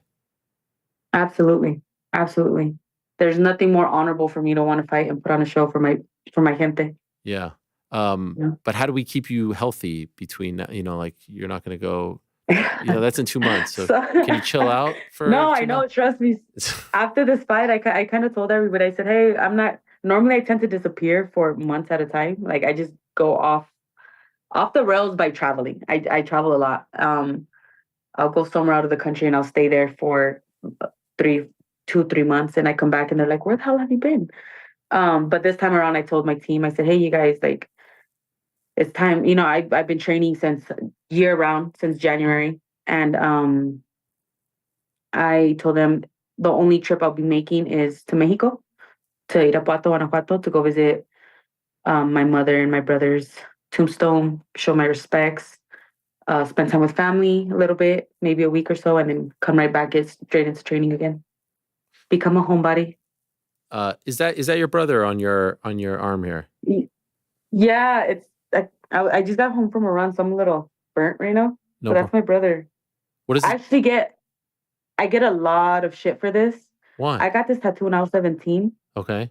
And he still has his cancer bracelet. He was wearing his hat because he was going through chemo and he was bald. And this was his favorite shirt. Wow. And he was in vacation. He was at his last vacation here. He was at the beach. And this was like one of the last times we saw him. I don't want to say healthy, but chemo not affecting him. And if anyone has family going through cancer, chemo, radiation, whatever it is, they see that what those chemicals do to someone. So this was the first time we saw him just happy and living and energetic and full of life. And we snapped it. And I told my parents, I was 17, I said, hey, I would really love to get this photo. And they let me. Wow. And I've had it ever since. And it just so happens that I still have that shirt, but now I'm in the UFC. Wow. Yeah, that was because he was older than you, right? Yeah. He would have been 38 right now. Okay. Mm. What is the writing? And then there? I got my mom. This is just what was on the shirt, the Ultimate Fighter shirt. Oh, is there? I thought there was like a message right under the UFC. Is that writing or are those words? Yeah, it was it says the Ultimate Fighting Championship, like on the shirt, okay, as well as it gets. Got it. Like it's legit the shirt. Okay. Yeah. I thought it was a message or something crazy. Yeah. And then you have your mom on your forearm. Yeah, and then I got my mom right here. This photo specifically, she never really like buys herself. When she was living, she never really bought herself anything. She always catered to her children, like me and my brothers, and she got us things and she did this. And finally, when I started making a little bit of money, I took her shopping. I go, come on, mom, and we took her shopping, and I bought her that dress and I bought her that jewelry, and I took her to go get her hair done and nails, and she was just feeling so beautiful. And I snapped it, and I snapped that photo, and she was just so happy and she was glowing, and so I put that photo there. Incredible. My mom. I still have to finish the sleeve, but I just haven't got the time. I lose patience sitting there for hours. Yes. No, I understand. By the way, last thing, most important maybe, or not, ant tacos you had, right? Oh my God. It was. What is this? Disgusting. Like ball tacos. Like it was just like tiny little balls. And I was like, what is this? And they're like, it's something. It was like, honestly, it was like egg sperm tacos. I don't know. It was fucking disgusting. It was so disgusting. Yes. What? It was insane. I was like, the texture was so bad. It was horrible. Why did you eat that? And then I was blind. Oh. I was. Oh, hold on. Sent to voicemail. Oh, I'm so sorry. No problem. I was blinded. They put an eye mask, and I was. Oh. And it was awful, disgusting. It was awful. And you know what? I had my aunt there. We were in Mexico City, and so many people are like, "Oh, she's not Mexican. She's not Mexican." And my aunt goes, "Oh my God." I mean, she's such a lover. Like, she's the sweetest person in the world. She goes, "I'm Mexican and I don't like those tacos either." I was like, period. Thank you, Tia. Oh my gosh. So hopefully that doesn't ruin tacos for you. Like, you could still eat tacos after that? Oh, I can't wait to have tacos. I had my teammates eating carne asada, al pastor, and I was just like, oh my God, I'm over here eating an apple. Like, all right. Afterwards. How do you think? How does it end on Saturday? I'm going to win. I'm going to get it. I'm going to finish it. Oh, wow. Okay. I'm going to finish it. I truly believe that. Can't wait to see it. Good luck to you. Thank you for the time. A lot of people are very, very excited for you and very, very happy for you. So enjoy the week, enjoy the moment, and get it done on Saturday. Well done on getting to this point and overcoming everything, and all the best on Saturday night. Thank you so much. Thank you for having me. There she is, Tracy Cortez, getting her first main event on Saturday. 11-1, lost her MMA debut many moons ago, and now getting an opportunity after, some periods there where she was unable to compete. 2019, she was obviously in the mix. 2020, didn't fight between 2021 and 2022. Almost a year there. Well, actually, over a year. 13 months. And then between 2022 and 2023, she was out for another year plus. And then we just saw her not just, but September of this past year, 2023, she was on the Sphere card against Jasmine. Jasmine. Our old pal won that fight via unanimous decision. Was a fun fight. And now getting an opportunity to headline against Rose Namajunas. Big, big fight for her. There it is. There's the poster. Not the worst poster, by the way. We were talking earlier before the show started. Oh, yeah, that felt good. Some mountains would be nice. So, Colorado, there's some real easy imagery to put in there, right? Such a layout. Just like you don't have any mountains. The Rockies. Just something. Yeah, just throw the Rockies in there. Nice and easy behind them. Would it kill them to put some Rockies back there? Would it? I don't know. I mean, it feels like it would because they just won't do it. How about Jazz the Vicious also fighting on this card? Oh yeah. And now Tracy Cortez is the headliner. Jazz the Vicious. Yeah. Shout out. Yeah, I forgot about that. The main card starts at. Oh, I think it's a 10 o'clock main card. Yes, I think so. Yeah. Jasmine's fighting Fatima Klein. Yeah, I think that's a late replacement. I think she was supposed to fight Araujo. Yes, you are correct. And Viviani withdrew. Other notable names on the card. We've got C-Rod, Christian Rodriguez against Julian Erosa. Gabriel Bonfin against Ange Lusa. Drew Dober against John Silva. We just saw John Silva 9 days ago. Sick fight. That's a great one. That might be fight of the night. That one has very high potential to be super sick. So John obviously taking this fight at 155. I wonder if he stays at 155. Missed weight prior to the Charles Jourdain fight. Won that fight via second round knockout. Shaheen telling me that we had ant eggs in Mexico City. I don't recall this. Him and I? There's no way. I would never agree. No problem, mate, yeah? Yeah, no. I would never have that. Have you had this, Frank? No. I have never even heard of it before. And she said they were more like ant egg? Yeah, it was. I didn't want to screw up the pronunciation. Ant larvae, or is it larva? Larvae? I don't know if it's larvae. Oh, ant eggs. Yeah. What the fuck is that? Yes, right. That's 100%. Shaheen's saying we had it. There is no chance in hell that I had this ever in my life. No chance. Maybe you blacked out afterwards because it was so gross. Nah, I don't do that. I don't fucks with that. These people that have the scorpions in their lollipops and all that stuff. You know those people? Yeah, Connor had one. Did he actually have it, or did he just like have it? No, I didn't have it. Yeah, you had it on your. No, I didn't need it. Frank gave it to me. Oh yeah, Frank, when you went to Arizona, right? Yeah, I thought it was a nice gift, and it wasn't. Just didn't do it. No, it wasn't a nice gift. It's the best gift. Have you had it? No. I've had the worm and the mezcal though, and I've had duck fetus. That was Did you eat the worm? Yeah. Oh wow. Puts hair on your chest, burns it right off. Is it legit? Is it a real worm? It's a real worm. That's bizarre. I mean, wow, man, you just slurped it on down? I mean, it's a rite of passage. At least it was when I was growing up in the great state of Texas. By the way, what's duck fetus? So, like, I mean, I obviously know what it is literally, but like you're eating a fetus of a duck? That's awful. I'll be brief. Okay. My friend from Vietnam, his family owned a restaurant, and we were there just eating pho, as one normally does. And he came to me and said, my family's prepared a dish. I would be honored if you would partake in it with us. I'm like, sure. And he brings out this 2 to 3 inch big egg, and he has me crack the top, and he's like, sprinkle this lime salt on it, which I'm thinking is just a hard-boiled egg. And he's like, and eat it, and don't look at it. And I look across the table as my other buddy's eating it, and there's a feather in his mouth. And I'm like, bro, your egg is fucked. You got a feather in your mouth. And he's like, look at yours. And I look down, and there's feathers everywhere. Come on. And this calling PETA.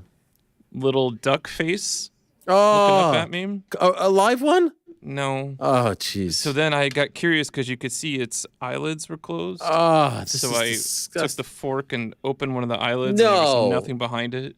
What? And then my friend, the Vietnamese, was just laughing. And I'm like, I did this because you said you would be honored. I didn't know I was slurped it on down?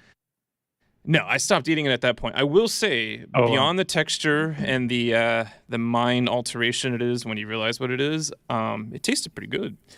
And then I read later online it's supposed to make you more wise and increase your sex drive. Okay.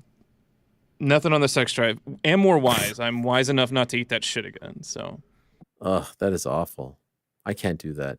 Even I believe, by the way, that's like a Filipino delicacy called like balut. Yeah, it has different names depending on what region it comes from. And then I find out that my friend Kwa, shout out, eats them for like lunch. Shout weekly. out.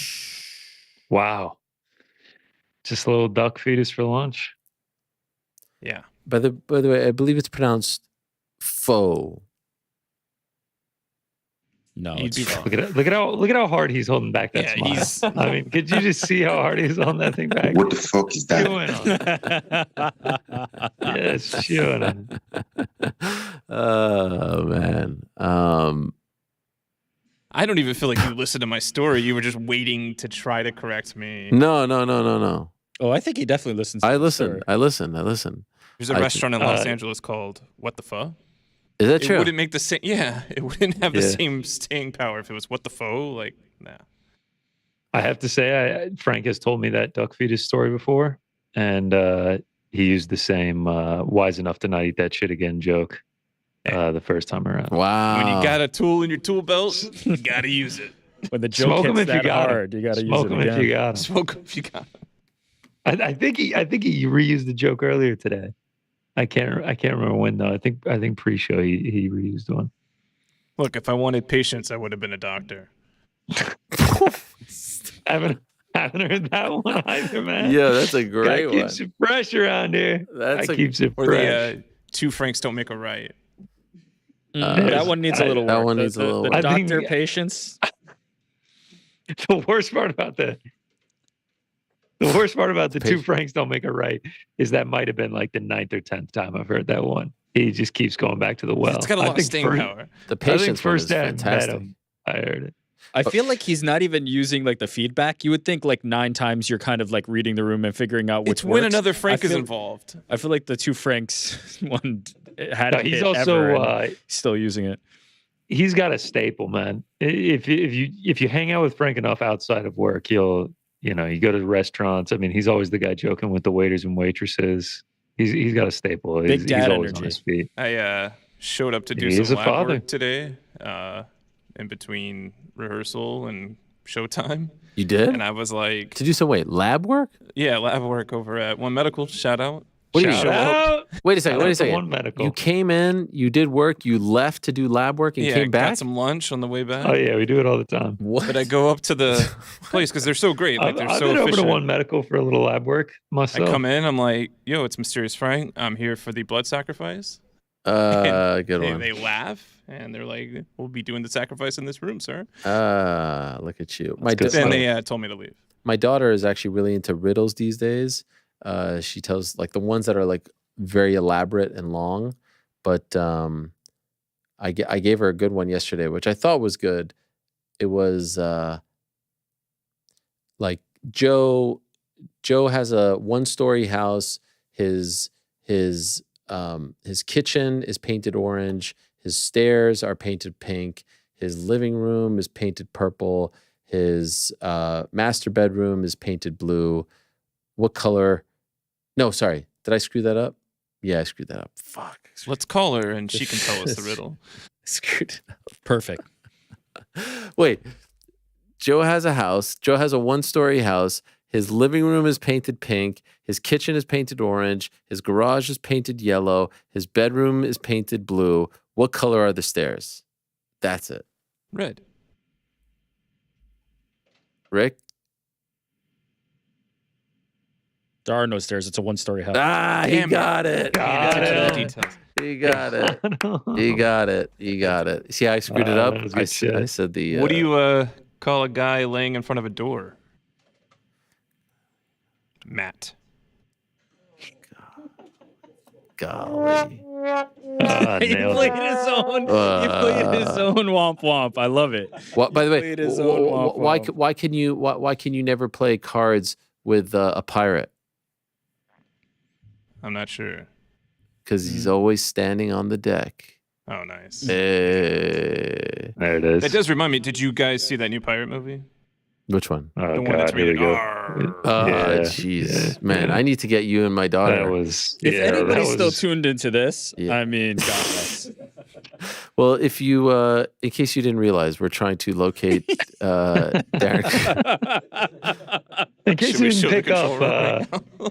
Let's see. Oh God, I'm trying to call him, but it's saying. Have you ever called someone on Instagram before? Yes. By accident. How does that even work? I just see that. Oh, look at this. This is not good. It's like a FaceTime. It's legit, actually. No, I just did it, but there's like 5 notifications that I did it. So if I do it too much, it will. I didn't know you could actually do that, to be honest. Of course, Darren Till is late. No answer. You see, here's the problem with Darren Till and I now.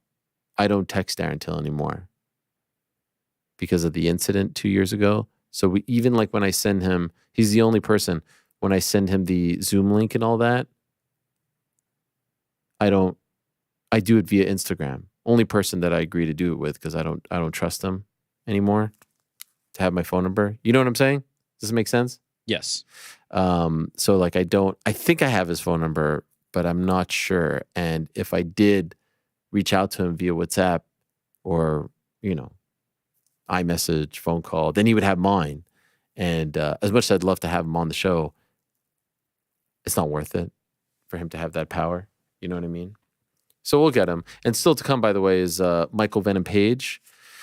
Michael Venom Page, who's coming off the fight against Ian Machado. Gary, by the way, in case you're wondering, Tracy Cortez is currently ranked, as far as the UFC rankings are concerned, she's currently ranked 11th, and the champion isn't ranked. She's the champion. Valentina is ranked 1. Rose is ranked 6th. So a win over Rose would shoot her up, I would think, into at least the top 6, top 5, top 6. I think so. That would be 12 wins in a row, win over a former champion at 115.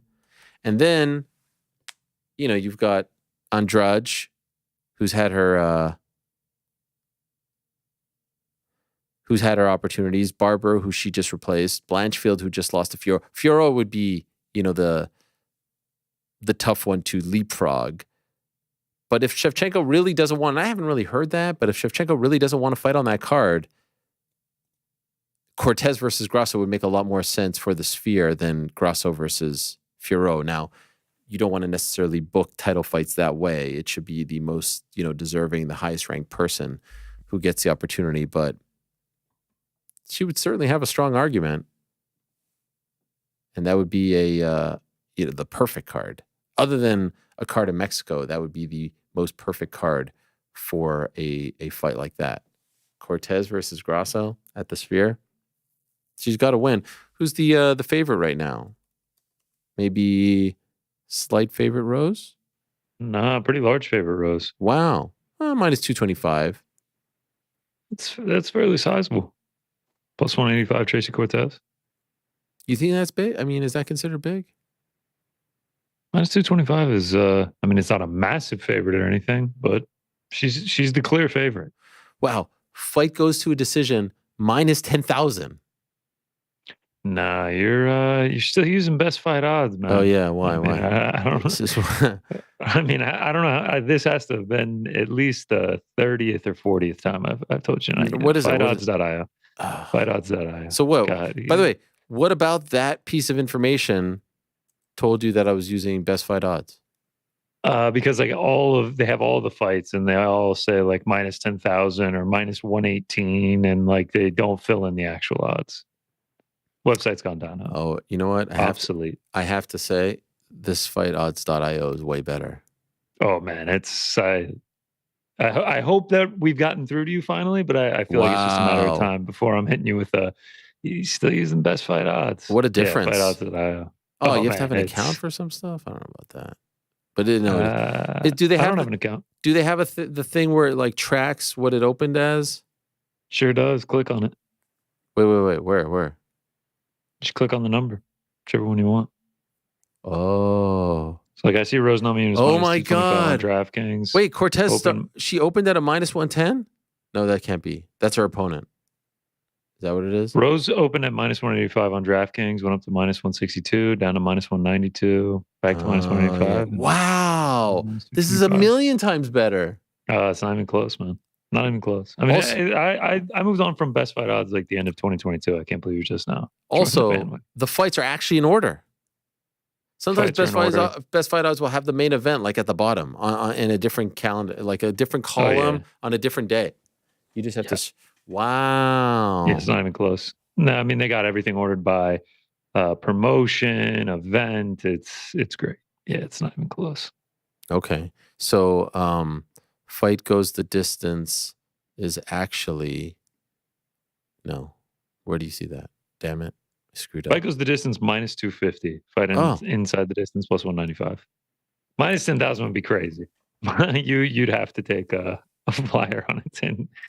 Oh, here it is. Yeah, fight goes the distance. All right, minus 250 plus 195 inside the distance. Interesting. Okay, all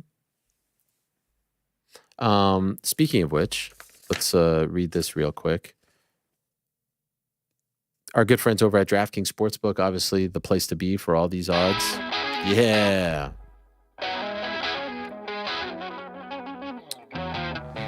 PFL MENA 2 this weekend, LFA, and then UFC Fight Night. Also, it's the debut of Boots Ennis. Boots Ennis fighting against David Abanesian this Saturday in Philadelphia. His first show under the Matchroom umbrella. He was a free agent, obviously Showtime, PBC, that whole thing, and is now with Matchroom, and they're promoting the crap out of him. Feels like a big deal. Bringing him back to Philadelphia, which is where he should be fighting. He's a big deal over there. So that's a big card on Saturday night, in addition to the UFC event on Saturday. Plus, you've got Copa America semifinals. Canada versus Argentina on Tuesday. Uruguay against Colombia in the other semifinal. Tomorrow, we have France-Spain in the Europa, and then England against Netherlands. What a time. I'm going to miss all this soccer, but it coincides quite nicely with the start of the Olympics. And what about that Group A, Group of Death? So is that what they're calling it, the Group of Death? Canada, Greece, not France. Is it France? Canada, Greece. What's the other one? I screwed this up. There's two other ones. Spain is in there. Anyway, Canada got the... Australia. That's right. That's a tough draw for Canada. Meanwhile, the U.S. gets freaking South Sudan and Puerto Rico, but it's all good. Everyone's so excited about the U.S. just to flame out. Anyway, the place to be for all this action is over on DraftKings Sportsbook. Go to the DraftKings Sportsbook app, and it is so very easy to use. And if you're a new DraftKings member, signer-upper, you got to check this out. New customers can bet $5 and get 115 bonus bets instantly. Download the DraftKings Sportsbook app now. Use code TheMMAHour. That's code TheMMAHour for new customers to get 115 bonus bets instantly. When you bet just $5 only on DraftKings Sportsbook, the crown is yours. Gambling problem, call 1-800-GAMBLER. In West Virginia, visit www.100gambler.net. In New York, call 877-8-HOPENY or text HOPENY. That's 467-369. In Connecticut, help is available for problem gambling. Call 888-789-7777 or visit ccpg.org. Please play responsibly. On behalf of Boot Hill Casino Resorts in Kansas, 21 plus age varies by jurisdiction. Bonus bets expire 168 hours after issuance. Deposit and eligibility restrictions apply. See terms and responsible gaming resources at dkng.co/base. I'm not sure why it's base. Baseball, maybe? All-Star game coming up? Anyway, thank you very much to them for their support. By the way, how did you do, GC, as far as the hot dog eating was concerned? And that was pretty much it that you had action on, right? Yeah. Looks like I lost my camera here, but I unfortunately lost I lost the hot dog eating contest. My guy Jeffrey Esper, he did not get it done. But he's already dead. Yeah. Patrick Bertoletti, you go way back with him, huh? That's my guy. Yeah. Major League Eating, Chicago's own, had the the Mohawk back then. He was like the pierogi eating winner. And yeah, and so he won it all, right? Won it all, man. It's like a plus like 750, I think he was. Jeffrey Esper comes in second, 53 dogs. It was a very entertaining contest. They tried to do the thing. I mean, he won, but your guy Bertoletti won by 5 dogs, and then they tried to do the thing where the announcer came out and was like, "We finally tallied them all, and the winner is." And he held both their hands like he was doing like a decision announcement during a fight, and everyone was kind of like, "Bertoletti is the winner. We already know it." And he made it all dramatic, and then he lifted his hand up, but we knew it won. It was a great contest. It was a great contest, and what I liked about it was a little bit of new blood. I liked Jeremy Schaap on the call. And I also liked the fact that they, contrary to what Rick was advocating for. Oh, yeah. Ran a whole piece. A whole piece. Disgusting display. Entire piece. Truly heinous. Promotional malpractice. It was great journalism. You spit in the face of journalism. It was great journalism. Right. If I'm promoting it, I don't care about journalism. Let journalism be damned if I'm promoting it. We do not mention Joey Chestnut. We do not talk that name. We do not say that name. Nah, I thought it was great in this house. If I'm promoting that event, I loved it. I thought it was great. It was great to have. Oh my god, it was. What was the name of the winner again, Ariel? Patrick Bertoletti. Why did I screw it up? Why are you guessing it? You nailed it. I don't know. I feel like did I screw it up?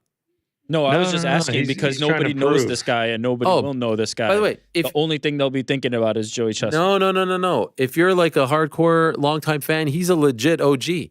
And if you're not? I mean, then sucks for you. Then you only know Joey Chestnut anyway, man. Listen. I should have known he was an OG of the game. I should have been running the tape on Bertoletti back in the day. I mean, I think he took down 55 dogs back in 06 or something like that. We should have known he was primed for a performance like this. But Bertoletti, he was a pretty big underdog, right? Like, was he like a plus? What was he? Plus like 750, plus 800. Yeah, that's he was crazy. like the 4th or 5th favorite. Always the bridesmaid. He said, always the bridesmaid, never the bride. That's what I thought for Jeffrey Esper. That's what I thought for Jeffrey Esper. Oh yeah, tell that to his ketchup belt, right? You go look his ketchup belt in the face. So mustard is for the women? You said there were two, right? Ketchup is for the women. Yeah. You go shine his mustard belt. That's right. Nah, he's an OG. When I was working in 2006, he was like the up and comer back then. And now here we are almost 20 years later. I like new blood. And then we get, Then we get the two goats, the real competition. Yeah, on Netflix. That's going to be amazing. A little Labor Day weekend action. That's going to be great. A little head to head. We're going to have to bet on that one as well. How about Mickey Sudo? 51 dogs, huh? Broke a woman's record. She wins like every time, right? Like, she's 51. She almost got as many as Bertoletti.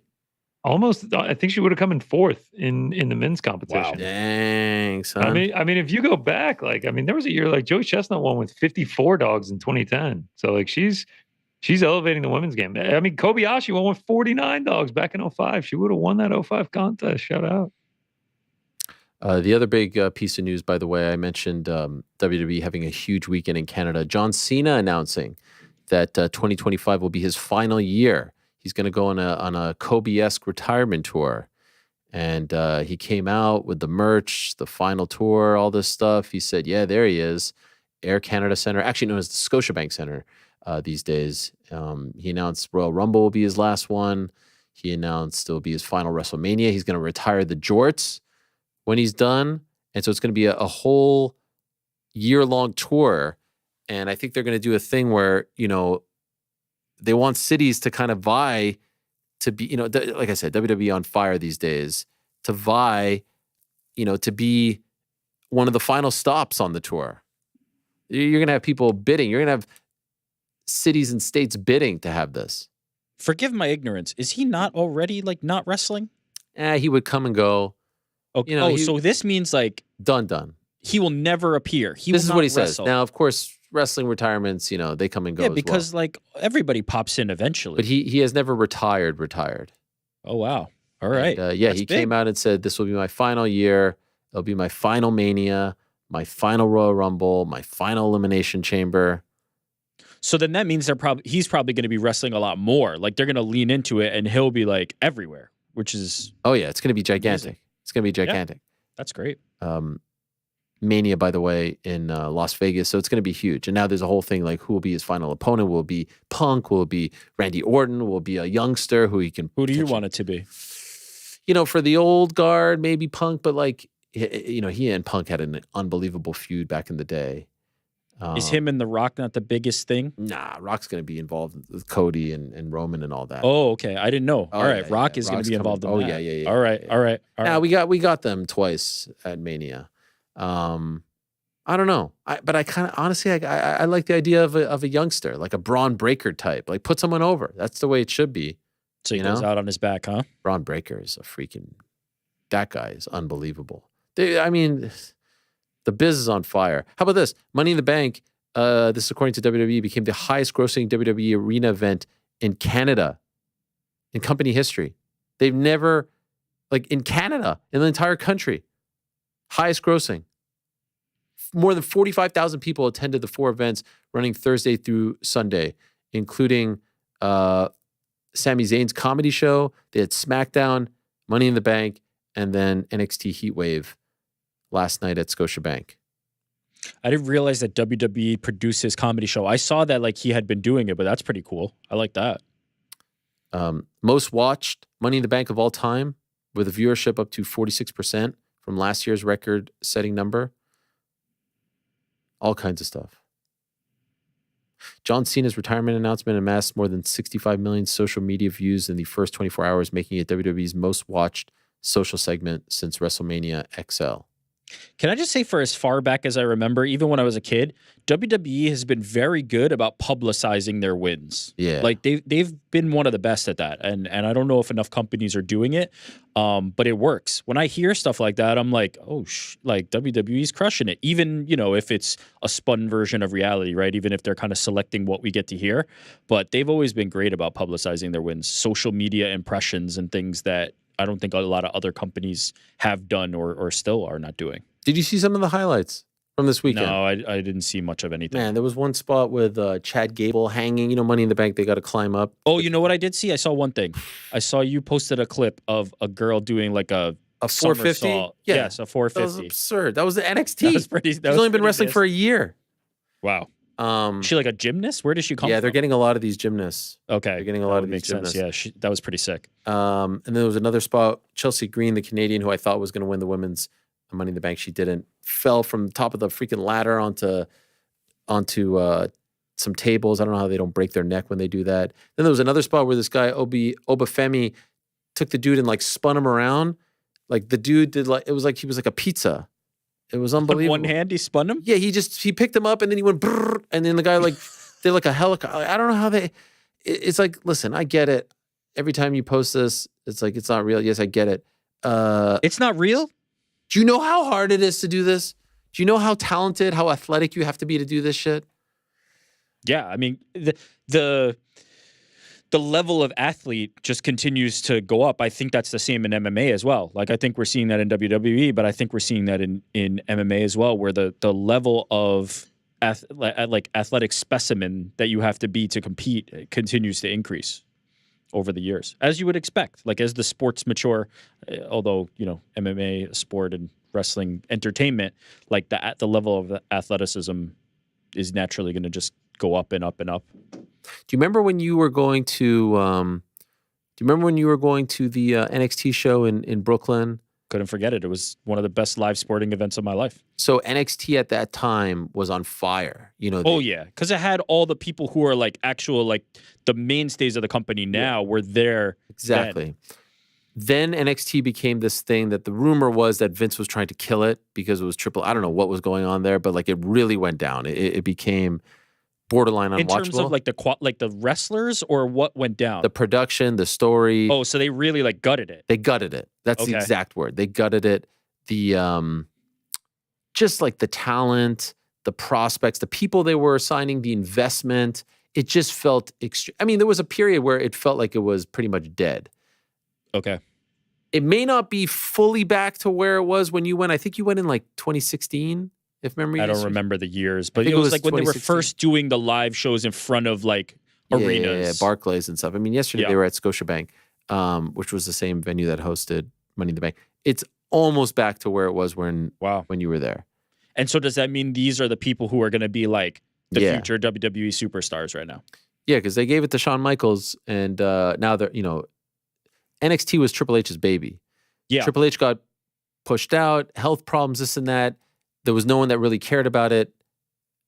The difference now is astronomical, and so now he cares about it. He puts his best friend in there, or one of his best friends, Shawn Michaels, who's a brilliant mind in his own right, and now he's treating it like Triple H did some, 7-8 years ago. So in the middle period that you were talking about, Triple H had stepped away from it? Because Triple H had a heart issue where he almost died. Yeah. I did that interview with him, and he talked about it. I mean, like, he was in really bad shape, and then there was something going on. I mean, who knows? It's a very tricky thing with his wife, Vince's daughter, this and that, and there was something where he was very much not involved.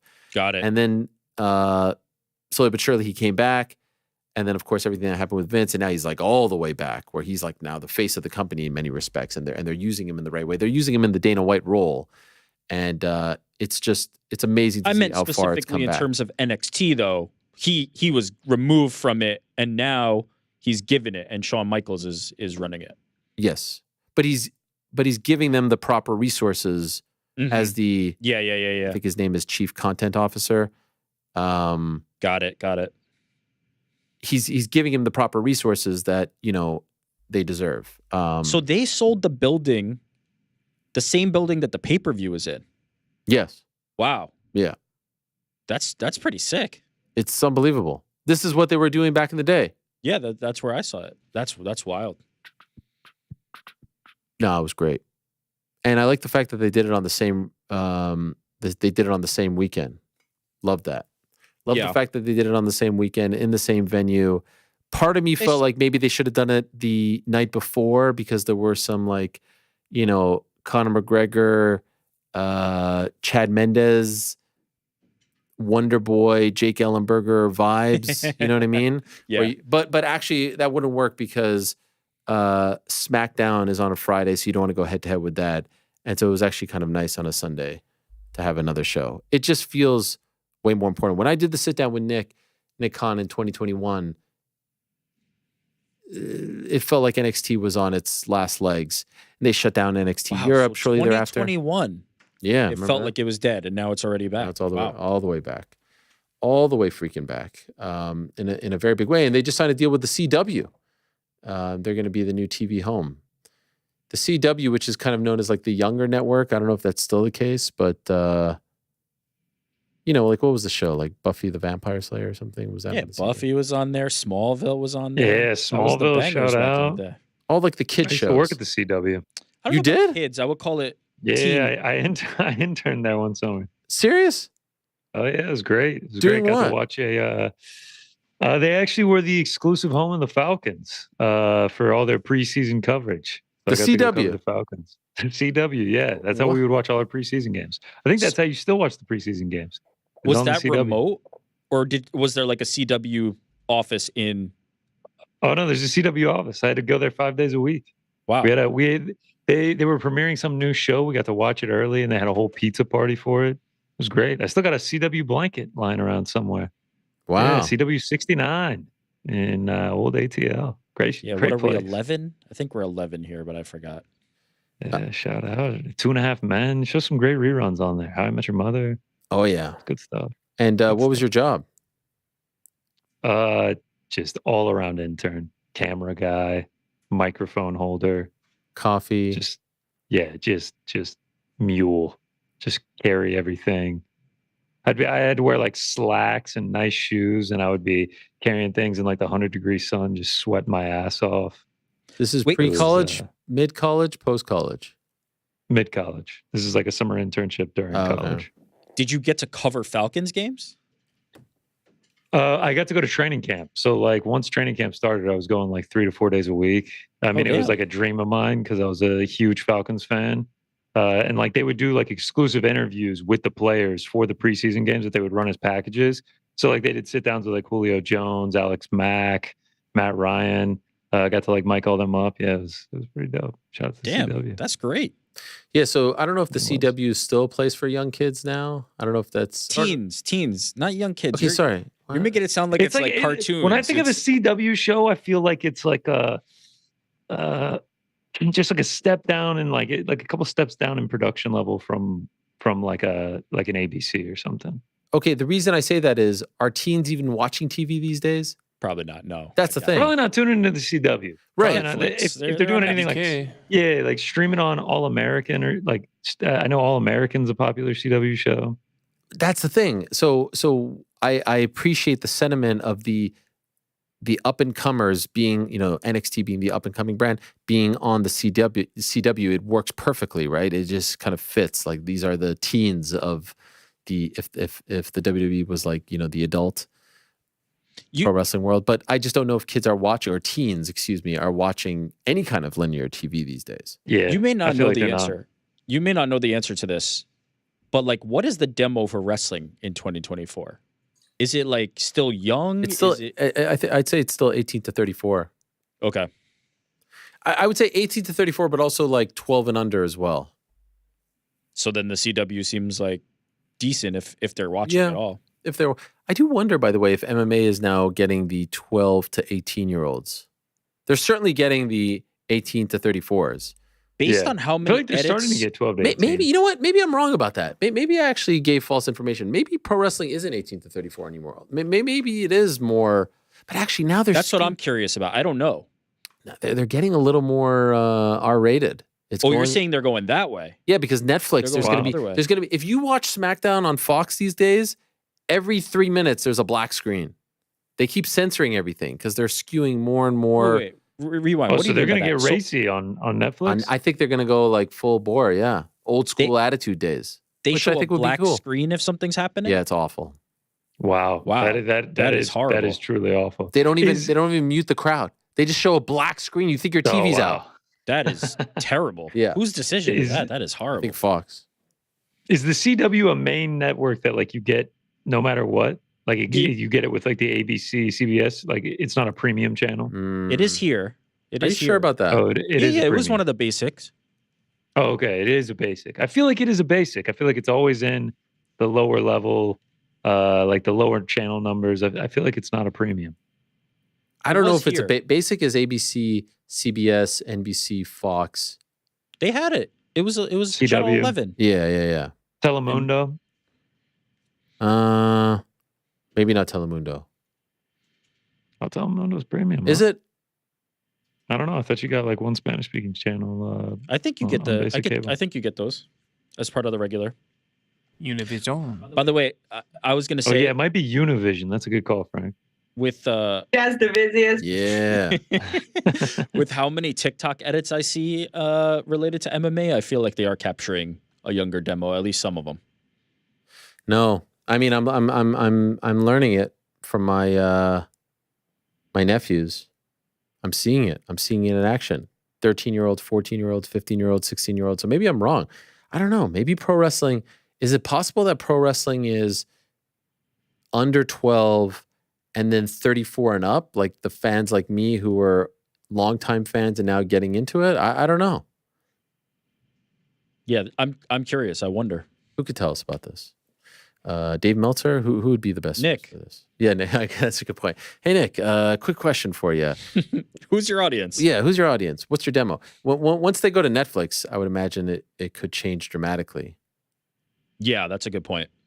That is a great point. Younger or older, you think? Probably older, because younger kids don't have Netflix accounts. They steal shit. Yo, when they go to Netflix, it's going to be free. Like, you're going to go on Netflix and the top thing is going to be pro wrestling. Yeah. It's going to be freaking nuts. Number one for the day is like WWE Raw. And then you're going to have all the ancillary programming, like this this WrestleMania documentary that they put on YouTube. All that's going to go on there. Yeah. Did you enjoy that? I didn't see it yet.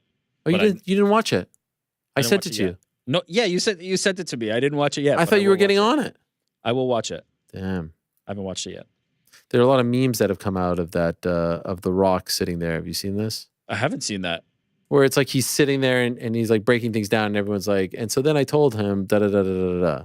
Oh, is it like LeBron, the LeBron lying meme? 100%. Yes. Okay, got it. I don't know. That's pretty funny. I don't know if there's the same implication that he's lying, but I've seen a lot. The LeBron lying meme is so great. I've seen a lot of like for example, like, and then I told the girl to say this on, Yeah. blah, Perfect. blah, blah, blah, blah. I don't know what they're trying to imply. I enjoyed it. It was sort of their version, maybe the closest that you'll get to the Fight Inc. Series that we got on, what was that on? Roku, yes. I think it's the closest we'll get to that. There's always some level of we're not going to let you fully behind the curtain, which I appreciate. I'm a fan of kayfabe. I'm old school like that. But it did. I mean, with this particular storyline being, are they going to screw Cody? Are they going to bring in Rock? Is he going to be a babyface? Is he going to be a heel? Blah blah blah blah blah. I enjoyed it. I thought it was great. I thought it was actually at times riveting. I don't know who's telling the full truth, the whole story. But I'm also. That's what's more interesting about pro wrestling, though. Like the full story, like the blurred line between kayfabe and reality is kind of like the sweet spot. I don't like. Whereas with like UFC, I really want to know what happened in a negotiation to do this XYZ thing, how this came together. With wrestling, I'm kind of like, yeah, I want it to be a little blurry. I also don't feel the need to to know everything. Yeah, you know what I mean. Totally. To your point, like I just don't. It's fine. I know what it is. I'm okay to suspend disbelief. By the way, another big thing that happened over the past few days was obviously Ryan Garcia. He was front and center at the event on Saturday, and I think got escorted out because something happened. Oh my God, WBC suspended him. He had this Twitter Spaces thing that was just absolutely awful and embarrassing and disrespectful and insulting. I don't know what to make of it now. I mean, again, I never believed that all of this was, a work. I never believed that all of this was just him trolling. And also that has nothing to do with his performance in the fight. You could be a crazy type of person and still win a big fight, but that has nothing to do with your behavior outside of the fight. And in fact, some of the craziest people are the best fighters. But this is getting very uncomfortable to see him just kind of spiral out of control. I can't believe what he was saying on that Twitter Spaces. I think it was Wednesday or Thursday, maybe Wednesday night, about all kinds of things. I mean, it was like he's got to have 24/7 security at this point. Someone's going to do something or try to do something. It's not good. It's really not good. WBC suspending him to me is just all kind of like a song and dance. Like he's already suspended. And I think that once that suspension is over, I would think that they would, allow him to fight for one of their belts or sanctioning body, whatever. But this is getting really uncomfortable. Yeah, I agree with you that the WBC part of it felt performative. Yeah. As they want to do. But more significant to me is the people who make money from Ryan Garcia distancing themselves from him. When Golden Boy and Oscar are making statements, when his family is making statements, to me, that's more of a sign, right? That is not performative. That is like, this guy generates a lot of money for that family, for that promotion. And when they are coming out in front and being like, yeah, even we're not comfortable with this, that's significant to me. That is significant. The WBC thing is like whatever. Like they need him more than he needs them. And then the disappointing thing is he posts something where he apologizes. Kinda, and then does it. And then says, I'm going to rehab. And then shows up on Saturday to corner his brother and says, I'm skipping rehab. And now he's saying it's hard to watch, man. It's hard to watch. Is there no grown-up? Like who's the grown-up? Who's the guy saying like, come on, man, let's just take a break? Doesn't exist. Let's take a break from life. Let's take a break from social media. Let's take a break from alcohol. Let's just get better. This is someone who, when he was just kind of a regular boxer, popular, took a break because of mental health issues, was nowhere near as troubled and toxic as he is now. This isn't funny. This isn't fun. I think there's a part of it that is there's an indictment on us as a culture and even the media space. Like, he's more popular now than ever. The antics, the action have brought him notoriety to a degree that being in rehab and being quote unquote normal and acting that way have not. And so there's a reward system built into that.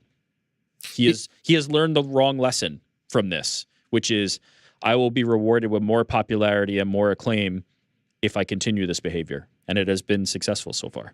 Is he more popular or is he just more notorious? Notable, notorious. I don't think those things are that different. Because I think the people who he is notorious to will be more likely to tune into a fight if they would have been inclined anyway. It is better for business. Man, I don't like. You want to watch a whole like Ryan Garcia fight week now? They said that about Haney and Garcia. It was different. Degrees.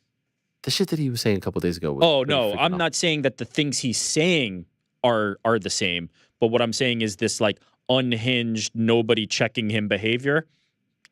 It's just a carryover from the same. No, certainly. And as I said, like the people who are closer to him have even come out and been like, "No, we can't vibe with that." Like he said, heinous, racist, like things that you just cannot say. No doubt.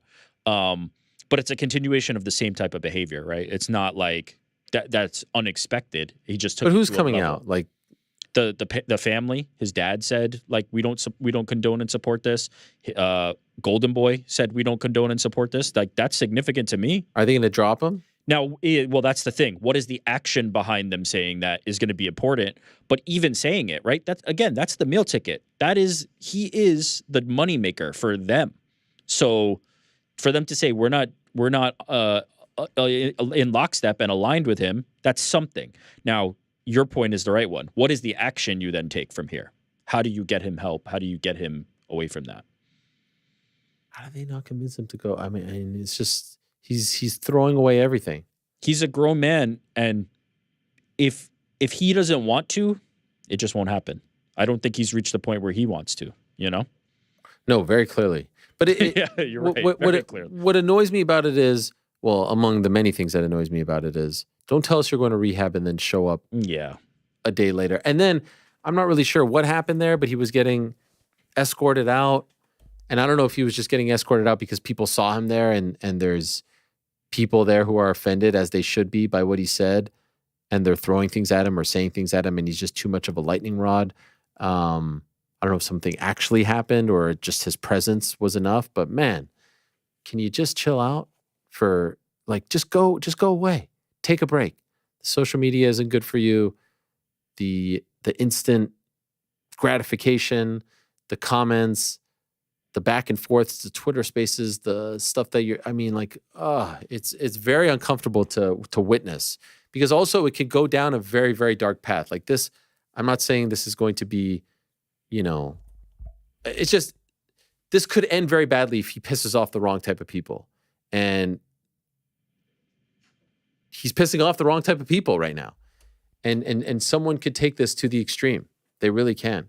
This isn't the fight game where you're just like, oh yeah, I'm going to kick this guy's ass. Like what he's saying is offensive to large groups of people, to races, and to religions. Can't be saying that shit, man. I don't know. It's not promotion, right? Like when it comes to the fight part of it, there's a certain leeway. People are going to say like, it's part of the promotion. It's the buildup. There's nothing to promote right now. That's just going on spaces and being racist, which is unacceptable behavior by any measure and should have consequences.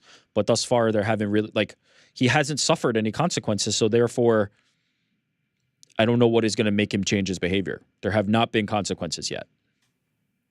Did you see your boy Salt Poppy? I did not. Wow, you're like fully off the bandwagon. Listen, It was a good run. Wow, you used to say that he was must-see TV for you. I loved it. And then he started throwing 3 punches a fight. And wow. I remember when he first came on the show, that was like Rick's golden goose. That was the white whale. I loved I've never seen Rick so excited in my life. I actually booked him solely for you. Yes, I remember this. Wasn't he an interesting character? Yeah, he lost the juice. He lost the mojo, unfortunately. The Anthony Taylor fight was the crossroads for him, the clinch fest, and he never recovered. Nah, he had a knockout win this weekend. Yeah, but like the juice is all gone. Like the mojo behind. You weren't even watching. You weren't even supporting your boy. It's unbelievable. You didn't even know he was on the card. No, I knew he was on the card, but you couldn't be bothered. Wow, you actively avoided him. Yeah, that's weird. Look, I mean, let's call it what it is. I only saw the Darren Till thing like on highlight. Like I wasn't exactly tuned in for. You weren't locked in from start to finish the Social Knockout 3? No, unfortunately, I had other plans and obligations. On a Saturday afternoon? Yeah, what could I be doing with 3 kids, you know? On a beautiful summer Saturday afternoon with 3 children, you weren't parked in front of the television for Social Knockout 3 from first fight to last fight? Come on, man. Unfortunately not. That's your boy. Not even for Salt. Not even for Salt. Your casualness is... I mean, look at that. You're still calling him Salt? You still calling him on a first-name basis? Nathaniel Bustamante. Is that really his name? I'm pretty sure, right? Nathaniel Bustamante? Isn't that it? That's a sick name. By the way, that does... I mean, I'm shocked that that's his name. Hold on. Nathaniel Bustamante. And by the way, the fact that I even know it. Yeah. Look, maybe there's still some affinity there. Wow. You know what? Maybe this knockout. I'll go find this knockout, and maybe it'll get me back on the Salt Poppy bandwagon. I worked one of his fights, and I didn't know his real name. I still don't know the name of the guy who jumped in the ring when I was doing the post-fight interview. Was someone. There was someone that I was doing a post. We knew that. I didn't know his name was Nathaniel Bustamante. Never. I had no idea. But congratulations to him. Like I said, Shakur Stevenson had a win. The attendance, by the way, was 8,412 in Newark. Just a few weeks prior, in the same building, in the same city, same place. Prudential Center, Newark, UFC 302, featuring a Russian and a young man from Louisiana, no connections to New Jersey, Newark, etc., had an attendance of 17,834 and a gate of over 7 million. That's crazy to me. Shakur needs a PR refresh, like a rehab. And then all night long yesterday, he's tweeting stuff, and it's just not the good type of stuff.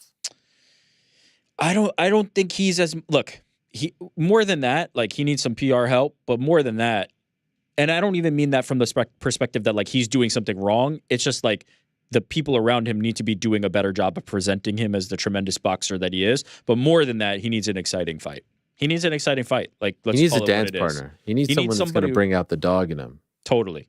He needs somebody who's going to push him and produce an exciting fight, because this is not doing it. By the way, like this is not like Devin Haney was in this spot at some point, and then he broke through. Yeah, then he was chasing the big fights. And he went to Kambosos. He went to Australia. He got the Lomachenko fight, even though that it was a little controversial. This Ryan Garcia thing, like he's got to do it. I think it's time that he maybe goes elsewhere. In terms of free agency, you mean? Yeah. Away from Top Rank? Yeah. It seems like that, like just based on the vibes, it seems like that relationship is coming to an end, but we'll see. He's an incredible boxer, man. He really is. 8,000 people in his hometown is not a great look. No, he's not a great prize fighter, but he's a damn good boxer. But this the promotion around him has been lackluster. The last two fights have been very lackluster. Not just the promotion, like the actual fights. Performances, yes. The last one on Super Bowl weekend, remember that on the Thursday? Yeah, you don't want to be the guy who's saying I'm the best in the world and calling for these fights, and everybody goes, yeah, nobody watched it and it was a snoozer. That's the worst possible position you can possibly be in. Yeah. He needs something. He needs something different. But I think his greatness will. I mean, Eddie Hearn came on this show. You know what he needs? He needs somebody like Eddie Hearn going out there and being like, I don't care about the fights. He's the best pound for pound fighter in the world, and I'll tell you why. That's exactly what he needs. He needs one person like an Eddie Hearn to be advocating for him that strongly and in that way, because there's a real case to be made. But man, the performances have been lackluster. They've been boring. By the way, speaking of falls from grace, what's going on with Khamzat and this pump and dump thing? Oh boy, the crypto stuff. Is this a real thing? I don't know. I didn't see anything from legitimate reporting. I just saw the OC MMA clip. Frank, what can you tell us about this? You're usually who, me? The man with his finger on the pulse. You know anything about this pump and dump? What is it? What does that even mean, pump and dump? It means when you. Oh, he's asking Rick now. No. Go ahead, please. So the pump and dump is like when you make an initial investment and then you try to get your entire audience to also invest in it. So then the value of it goes up. And then when you either through some foresight or through some engineering of your own decide that it's at a high enough amount that you can go ahead and cash out, take your money, let it fall, and it dumps on everybody else. So this has happened way too many times since these non-fiat currencies have shown up. Wow. The dump part is you're dumping the stock. The idea, though, is most of the time they're flimsy, right? You can't pump and dump something that has legitimate value, because even if you dump it, it's still going to retain its value. The key is like you're building something that's like fugazi, it's flimsy, it doesn't stand up. You artificially pump it up by getting other people excited and saying, hey, this is the thing that's going to be the best thing. And then once they're in, then you dump it. You dump your shares of it, and it just tanks and it craters, and you collect that money. And people are accusing him of this. Well, yes, if the version of the sales that I saw of him when he dumped the stock, what I saw is accurate, then yeah, it seems like that's the accusation. Why would he do this? Quick buck. Again, I don't know if he did this. I don't really know. Why is he being accused of this, or why would anyone allegedly do this? Well, because he's promoting certain cryptos. Or was it a crypto? I think it was a crypto. I didn't even know these things still existed. Yeah, they still exist. They're quite popular. Crypto.com, it still exists? Yeah, crypto.com still exists. People still talk about the crypto thing. It's still a big sponsor for UFC. It's still on the jerseys. Actually, I see the commercial now. I see a commercial now with it. You know, there's like a guy. There's a UFC fighter. I have not seen that. There's a UFC fighter in a crypto commercial? Well, it's like a fake UFC fighter. But, you know, he's in the locker room and then he's walking out. And the slogan is actually quite good. It's like, you guys have seen this. You had to. It's all, no? Here for a good time, not a long time? No. You know what I'm talking about, right? I have not seen that commercial, but I know fortune favors the brave, right? Yes. Tagline? Yes. But see, that's been their tagline. Even Tom Brady was in a commercial with them saying that. Oh, yeah. Yeah. Him, who else was that? Larry David, was he in a commercial? Matt Damon. No. Was that crypto.com or was that wasn't that like FTX or something? No, I think that's crypto.com. I don't know. No, that's crypto.com. FTX is the Shaq one, right? When they served him. Man, I don't know. Yeah, that's crypto.com. But yes, it still someone in the exists. YouTube chat is saying, surely Ariel has some Bitcoin. I do not. You don't got any BTC, bro? I don't. Honestly, I don't even know how to get some. This is a shocking development. I have no idea even how to get this. I don't even know. On your birthday, me and you will go. Go mine some Bitcoin together. What do you mean on my birthday? Today we're going? Yeah. We can do it virtually. Wait. We'll go mine. Oh, virtually. That's my other question. Is it a physical thing or is it Wow. It is not a physical thing. It's not? What the fuck is that? No. It's not a physical thing at all. No. The mining is very physical. No. Okay, what's the mining is physical. The mining is tough on the environment. Wait, what is the mining how could it be tough on the environment So if there's it's not math problems in the case of Bitcoin that you have to use a sophisticated computer to break the math problem. And in order to do that, you literally set up like a farm of processors and GPUs to solve these problems. And it's become such a detriment to the environment that China has actually outlawed the Bitcoin mining. Wow. But it's not a physical thing. No, it is. No problem, mate. Yeah. I don't understand. How could it affect the environment? It's a digital because you have so many computers and everything running. Like you have so many. It takes up so much power. Oh gosh. Oh, yeah. The drain on resources. The drain on resources and the environment is what the physical manifestation is. But the actual currency is all digital. The actual value of it. It's all digital stuff.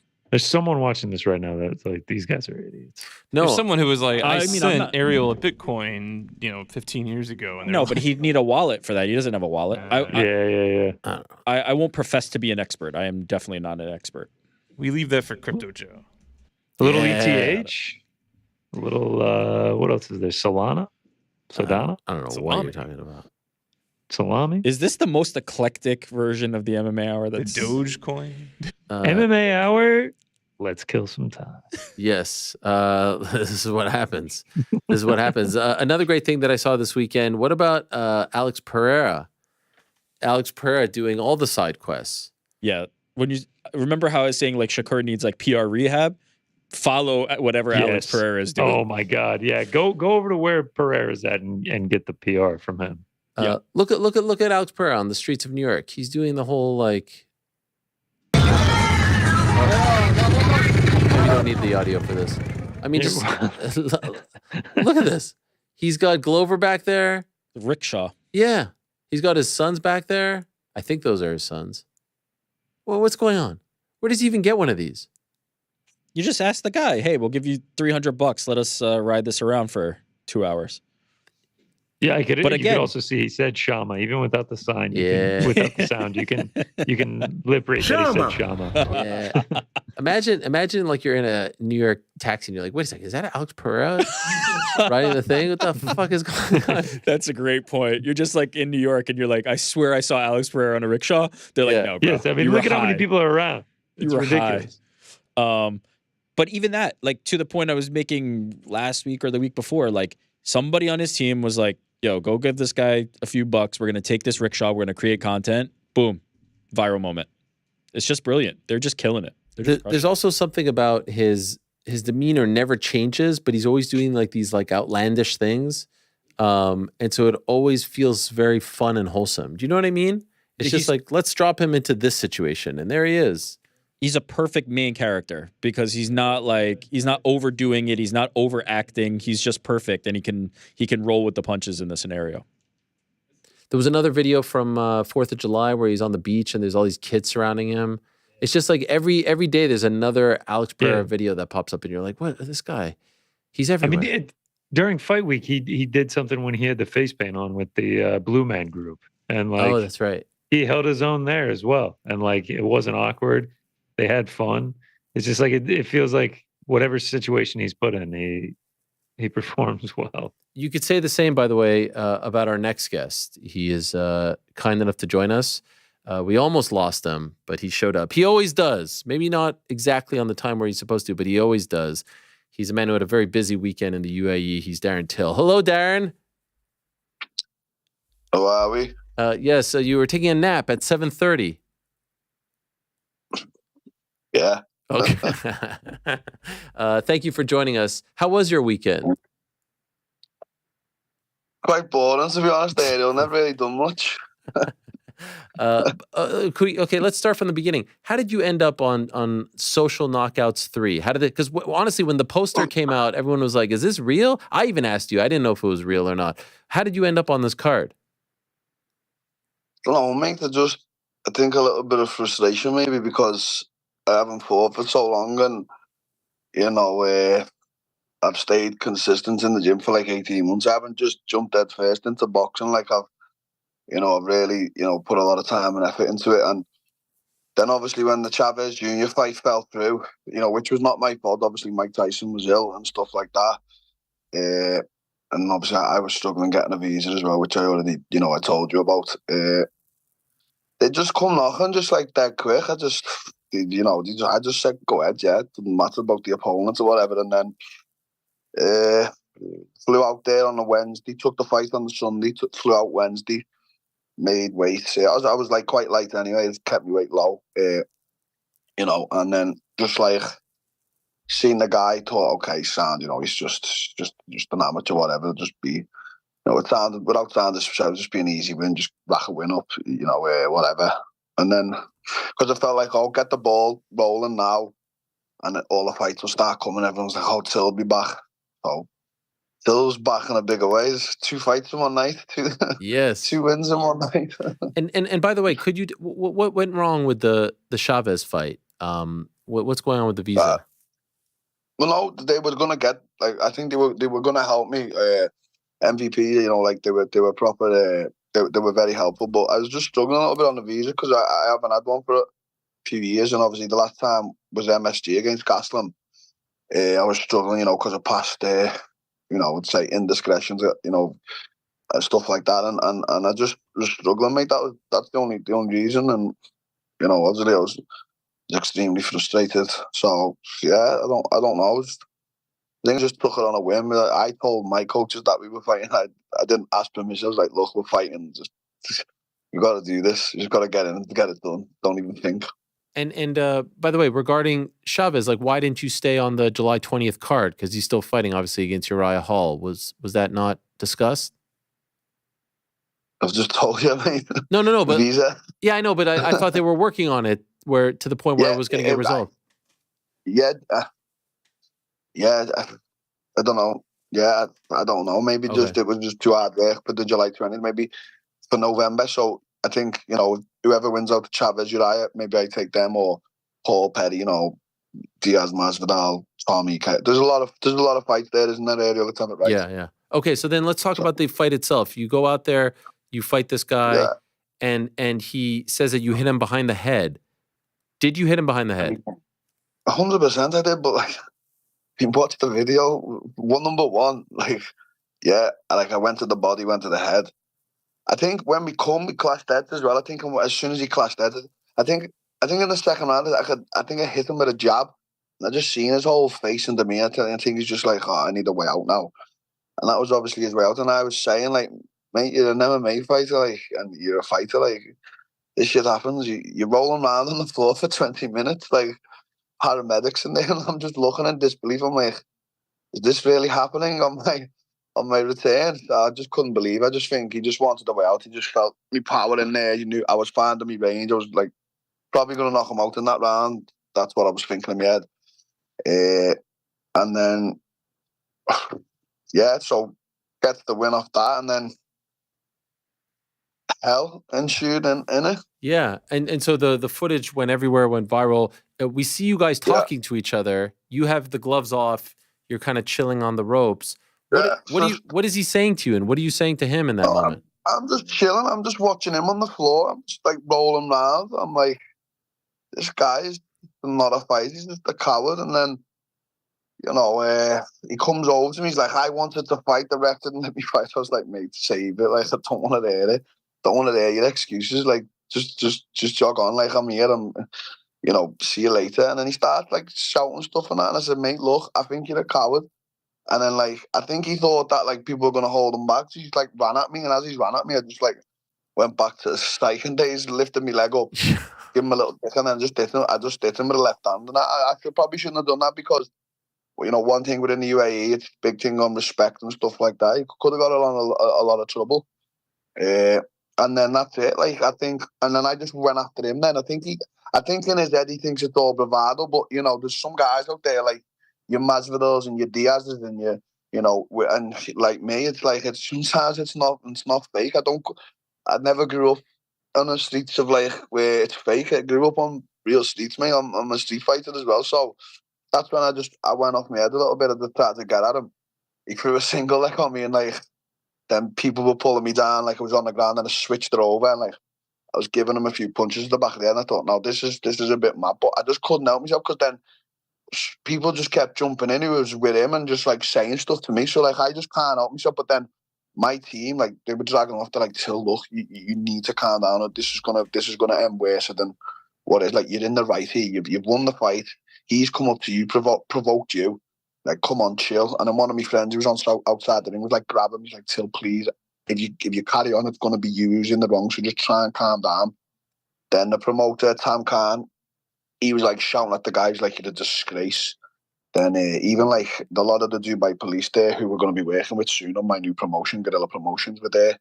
They were just disgusted in the guy's actions. Just a bravado, just what a guy, just like rolling around for 20 minutes on the floor like a coward, and then decides he wants to fight. I just said, mate, we're not fighting you. You're a coward. And then he started shouting things at me. So that's all she wrote earlier. You know me. I don't come with any lies or anything like that. Just a little bit. But you know what? The guy probably done us a favour because look how viral it went. Oh, the my whole God. world is talking about. So it's a good thing. It's not a bad thing. Darren Till's always in the middle of some shite. The problem when you have some of those brawls is like someone could get sucker punched or hit. Like, did any of that happen? Did anyone kick you or punch you? Someone kicked me. I wasn't happy with that. I had to. Not happy about that, to be honest. I'm not gonna say too much, but I'm not happy about that. But shit happens, mate. I've been in brawls all my life. Where I've been amongst the chaos all my life. Where. So look, it's just another day in the office. Got the first win, like the first win. Sour or not, got the first win, got me eye in, and now all these big fights, what I've been campaigning for are gonna come. So. All in all, mate, bit of a mad week, last minute fight. All good. As I say, it was all good, mate. Sound good. The people who got some zingers in about the takedown defense and whatnot, how did you feel about? Did you see those? Did you? I mean, I do care. Like, I've got 4 guys grabbing me. I'm throwing security like it's throwing them around the ring like it's nothing. He's on my leg. I've got guys on me. Like, obviously, I'm gonna fall. Like, do I care? Like, is every troll just always going to try and find a little default in shit what I do? Like, do I care? Do I care? No. Do I look like I'm sassy, and do I look like I give a shit? How did it feel being out there? It's been so long since you. Great. Yeah. Great. I don't know if you've seen my walkout. My walkout was fucking spectacular. Like, it was a real good walkout. Tell us about it. What was it?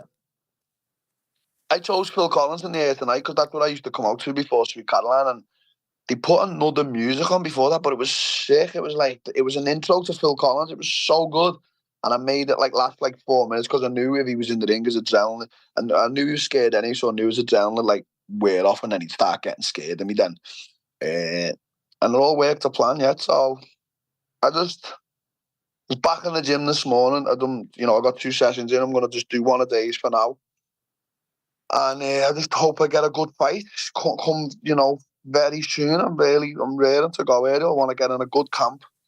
And as I say, people have their opinions. All these guys I'm mentioning, I just know for a fact, mate, just not going to be able to hang with me. My power, my speed, my ferociousness. Boxing's fitted for me now. Was the frustrating part, like you probably wanted to show off some of that and you didn't get the opportunity? Yeah, I was free. As I said, I'd caught the range, hit him with a few shots. He didn't like them. The jab was on point. Boom, boom. But I'm not going to say too much, mate. You know what I mean? Yeah. It just is what it is at this point. Nice little Max payday? Holloway, it is what? Nice little payday. It's all right. Just, fucking buy the kids some clothes and that, innit? Something like that. Buy myself, I don't know, what would I buy? Like a Five Guys? We're good. Yeah. A little bit of money. Fucking first bit of money in 18 months, mate. It's been a struggle. Yeah. Man's struggling. Man's drowning. If it weren't for Block Asset. Yeah. You saw a couple of gorillas eating strawberries. I've apologized. You owe me a big apology. You called us fugazi at the start, mate. Come on. Well, tell us, what is Block Asset doing? Tell us. Take a victory lap tour. Well, Block Asset's partnered with the UFC, mate. We're on the canvas there. I don't know if obviously everyone's seen it. Like, obviously, I'm not with the UFC no more. I know you have your things with the UFC, and we always speak. I'm not that guy. I don't speak about other people's personal or business stuff like that. But it's just a proud moment, mate, to see the UFC partnered with Block Asset. It's a big moment for me and the guys at Block Asset. So basically, all the fighters now work for me, don't they? So yeah. But what is Block Asset now? Like, what does it do as a company? Who knows at this point? It's just there, innit? No, we've made some big adjustments. Obviously, when everything started, everything was about like NFTs and this and that, and obviously crypto had that big. I think everyone knows had that big up and down, and it's just started coming around. We've just launched Block Bet, which is going quite well. So yeah, I don't want to say too much, but things are really. I don't want to say too much about it on this because I know you want to talk about fighting, but it's just another little pinch me moment, mate. To see a company we've built just on the canvas, partnered with the UFC, and it just that for me means longevity for after fighting. To be able to provide for people around me, kids and stuff like that. So it's just good little business move, as you say. Some of these fighters sometimes the sport chews them up and spits them out, and I'm not as stupid as I make out sometimes, am I, Ariel? No, congratulations. Up there with the likes of Condom Depot. I mean, what a great honor it is. What's Condom? Do you remember that? What's up with you, mate? Yeah. Yeah. After the fight, you called out Jake Paul. You called out Masvidal Diaz. These are the fights you're looking for. Yeah. This is the circle we're all in now, whether people like it or not. Jake Paul. I said this before, like, This makes me laugh so much, sometimes the trolls and other people's like, "Oh, you're begging for a fight with Jake Paul," and it's like, well, wouldn't you beg for a fight with Jake Paul?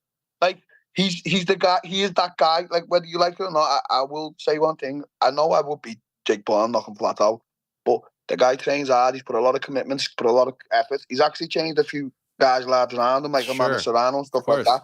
So this narrative of you're begging for a fight. You're an ex-guy challenging for the title, and you're begging for a fight with YouTuber. But wouldn't you, mate? You're gonna make so much fucking money. So what you're telling me is you wouldn't do it. This is the world. These people, as I said, I had a YouTube channel years ago, and it was opinions and assholes. It's because everyone's got an asshole and everyone's got an opinion. It's like, okay, sometimes it's just better just keep your mouth shut. Like, leave it to us. Yeah, obviously, me and every other fighter would beg for a fight with Jake Paul. So if that's what you want to call it, begging. Then we're begging. Like, he's the face. Then, you've got your Mike Perry's doing really well. Me and him have got that history. Masvidal, me and him have got that history. Diaz, we haven't really got anything, but still, it's a big fight. And so this is just what baffles me. Sometimes people just got too much to say, and it's just, they don't want to say anything. They just want to say anything negative. You say, I've had a big brawl, and the biggest, was some sort of saying, oh, you got took down. So what, mate? I've won the fight. I won both fights. Do you think I give a fuck? You think I'm sat here like, oh, I got took down, I've got no takedown defeat.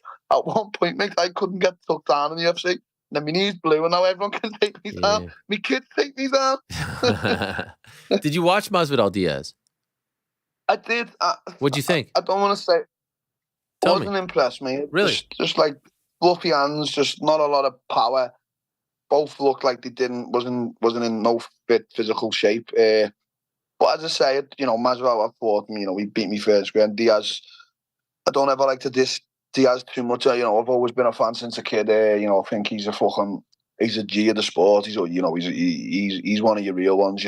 Whether you want it in the ring or outside, he's that guy, and that's what I respect. So, I wasn't overly thinking with the fight, but at the end of the day, mate, it's still a big fight, and I'd love to get some of that bite. If you had to pick Perry, Paul, Masvidal, Diaz, who's your top choice? Yeah, this is quite mad because it should be Paul, but I just want to smash Perry in. That's the one. I just want to get that little midget and just fucking give it to him. But no, look, Paul's the guy. Me and Paul will make it. I messaged Paul and he's just, I don't know why I didn't get the fight. Maybe he thought, I don't know, visa or whatever, but it's probably Perry. Paul's there, Masvidal. Tommy Fury's a huge fight in the UK. You could do that anyway. You could do it Liverpool. You could even do it at Anfield. Yeah. Or we could do it at Everton. You're an Everton fan, aren't you? Look at you. Fuck off. Fuck Everton. Fuck them. Forest till I die. All right. That was just a little joke between me, you, Molly, and Patty when we were all good friends. We were all good friends back then. And so between Masvidal and Diaz, do you think? I mean, I feel like both of those are somewhat attainable at this point. No. Well, Masvidal got beat. I know he beat me, but there's, look, I posted about fighting Diaz. I'm going to be interested to see. I keep going back and forth on who's going to win out of Paul and Perry. What's your opinion? Who do you think? Don't sit on the fence. I'm not allowed. I'm not allowed. I'm working the broadcast. I can't make predictions when you work on the broadcast. This is a rule. Number one rule of journalism. Okay, fair dues. No. Okay, what about you? What do you think? I think in bare knuckle, Perry beats him. I think in boxing, Jake's too big. I think Jake is going to beat him in boxing. I really do. So then that leaves me in a bit of a thing where, okay, then do I take Perry, the loser? I'm not trying to say I'm that guy who can pick, but it's I don't know. I'll fight either. But I do think Jake's going to win. You think so? You think he knocks him out? No, no chance, right? Perry's chin. Different with gloves. I know he is chin, but. No, it's just different with gloves. I don't know why, but it is just different. Perry's small, mate. He is small. Even when I went to Misfits in England, no, he's a beast. I'm not just taking any. I like Perry. We all know that, and his manager, get on great with his manager. He is small though. Even when I was with him, over him, he's tiny frame and build. He's not a natural 185er. He could be. I think if he bulked up a bit, but I think Jake's going to win that fight. Sorry, Perry. No. Listen, this is your opinion. But what about you, Perry, and bare knuckle? Is that any chance of that happening, or are you not interested? No. Look, I don't care. I will fight. It's not me saying I'm not saying no because I'm scared. I'm saying no because I don't need to fight bare knuckle right now. I'm not busting my face up at 31. Okay. Fuck that. What birds are going to look at me? They're not going to look at me.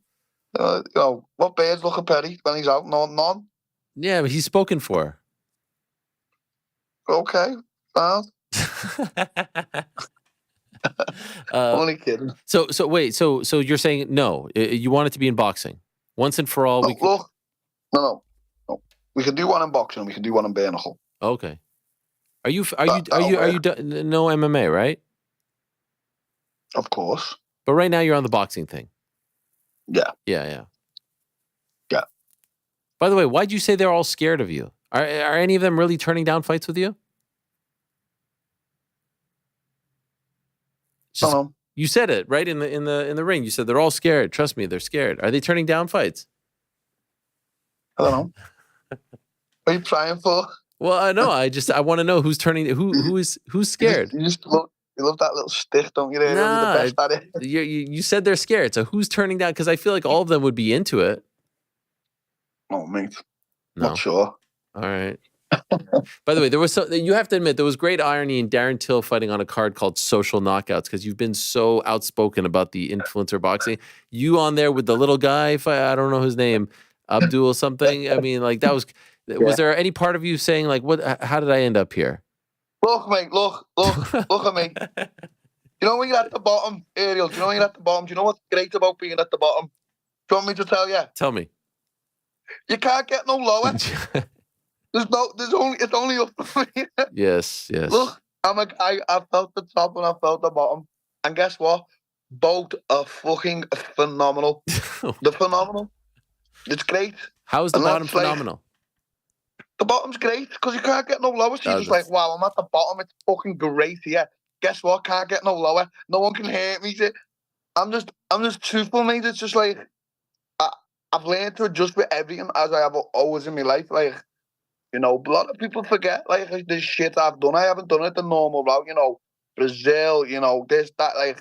You know, going blind on weight cut stuff like that. I mean, you know, people have quick to forget. Like, and even when people talk about losses, look who the champion is now, mate. Like, if I put a bit extra, I know it's always that thing. Like, you know, Darren Till is that. Look at the fights I've actually had.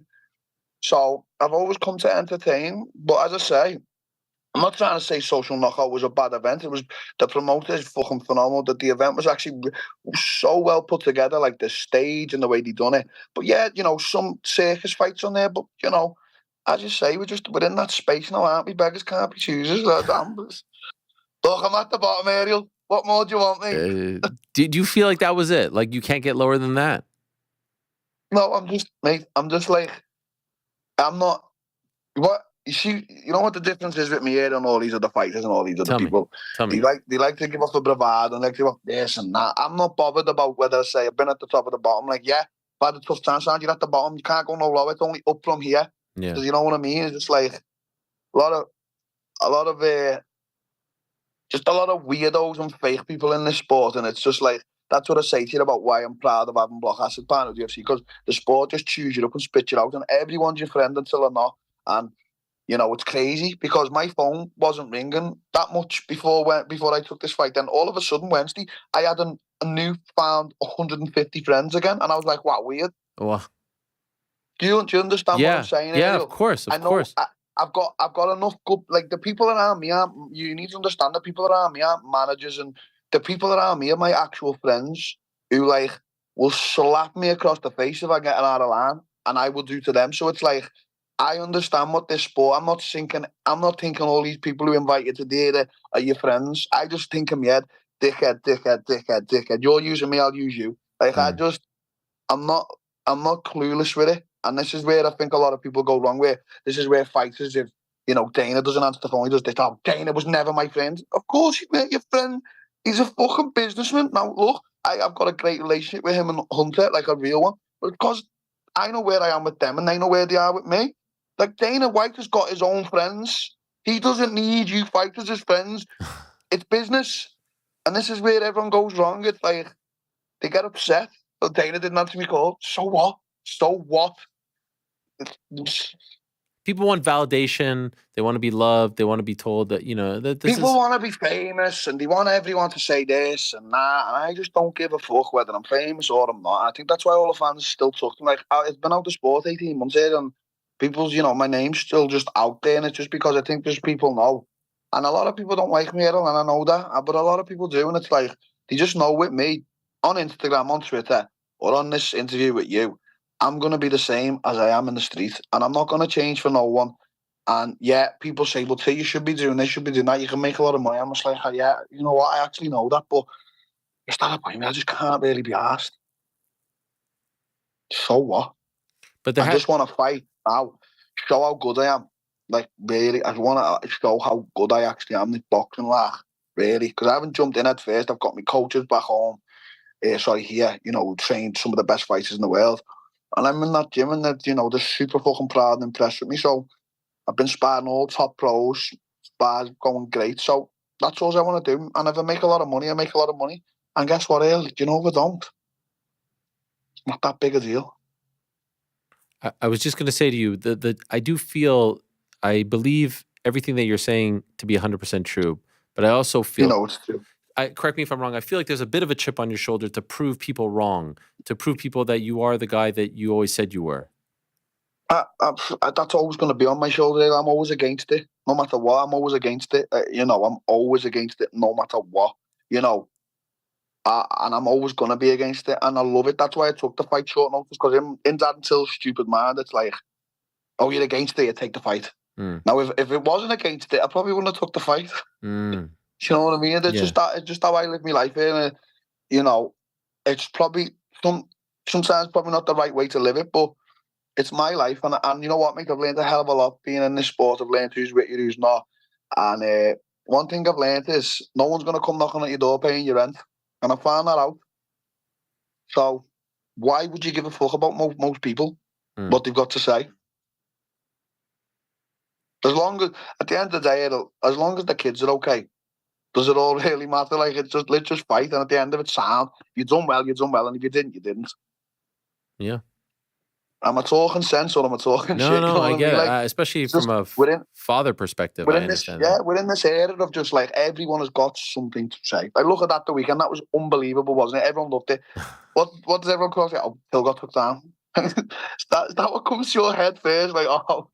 Like, oh, you know what I mean? I didn't even notice that at the beginning, and then I saw all the jokes, and I was like, "Ah, man! I mean, there's like a freaking brawl going on here. What are we talking about?" Of course, Darren Till making headlines as he does always. By the way, if this promotion comes to you and says we want to run it back, like we want a definitive winner, are you interested in this? It says there was a definitive winner, mate. The guy was rolling around 20 minutes on the floor. But I mean, you know, because it kind of ended. Yeah. You know, no, He's had this 5 minutes of fame. That was just a get me out quick thing. He's never ever going to win the fight. He's never going to do anything. He knows that as well. You know, even before the fight, he knows that. But it's time to get all these pussy O's now, innit? Okay. All these pussy O's like Perry. Anything in the works for the next one? I reckon this week I'll have something in the works. That's why I'm going to stay active in the gym.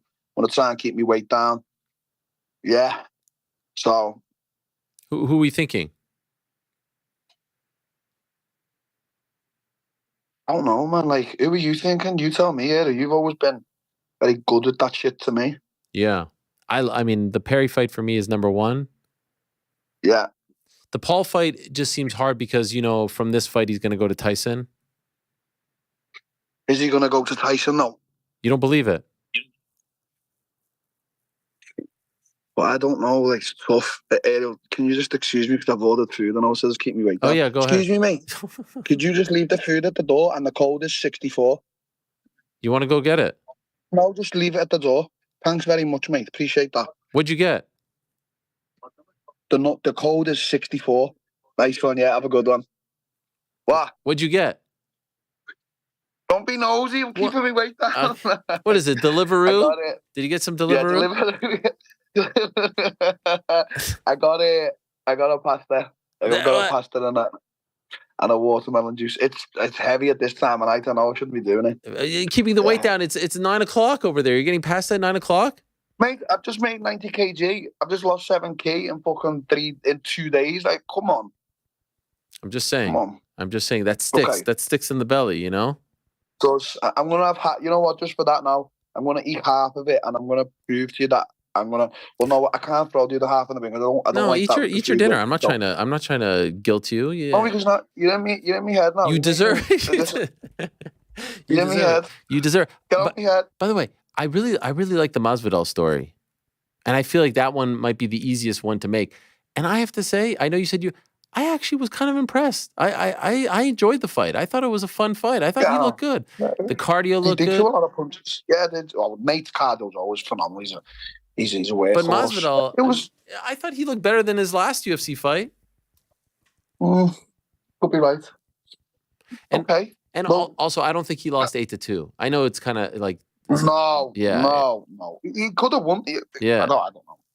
Yeah. I like that fight. There's a great story there for you. Great redemption story. And you know what's crazy about that? Masvidal said he'd come to Liverpool, and I know Masvidal was like, we know he's a real G. You know what I mean? Yeah. Oh, yeah. I don't know. I think that's the one you should go for. Around the same weight? Yeah, I mean, do you need me to do the negotiations? I could call up his team right now and do it. Well, I think do that. Yeah, go. Do I get a? You know what's the other one? Can I tell you what's the other one? Honest. Look at you. I see you. Look at you trying to make fights and then get credit for it. What are you No, up of to course. again, area? But you know what's the other one? KSI. What about KSI? That me and him just haven't really crossed paths like that. We haven't really had a lot of back and forth. Yeah, I haven't really been looking at KSI. I'm totally honest. Why? I know it can be. He's a huge I deal. don't know why. Yeah, no, I know he is. He's got that drink. Prime. What's it called? Gatorade or something. Listen, I don't know. It just has never. I don't know. I actually don't know. Where you tell me? He has a fight coming up in late August. It's a 2-on-1 fight. Does nothing for me. Does nothing for me. There's nothing for me. KSI versus Till. That's interesting. I mean, are you setting this shit up? Like, I feel like while we're on this call, I feel like we should be doing things instead of talking. I mean, listen. Because you know me, I'm free. My pasta's downstairs. I'm not going to get cold to warm it up. Don't mind. So, wait, you want me to call people up? What are we talking about here? Like, this is 30%. I take 30%.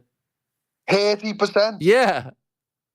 So what? I've just told you. You have the number one. Hang on. What? I've just told you I'm at the bottom. There's no lower I can go. And you're wanting to like break the floor in and go on. Let's see how far I can actually make that until go.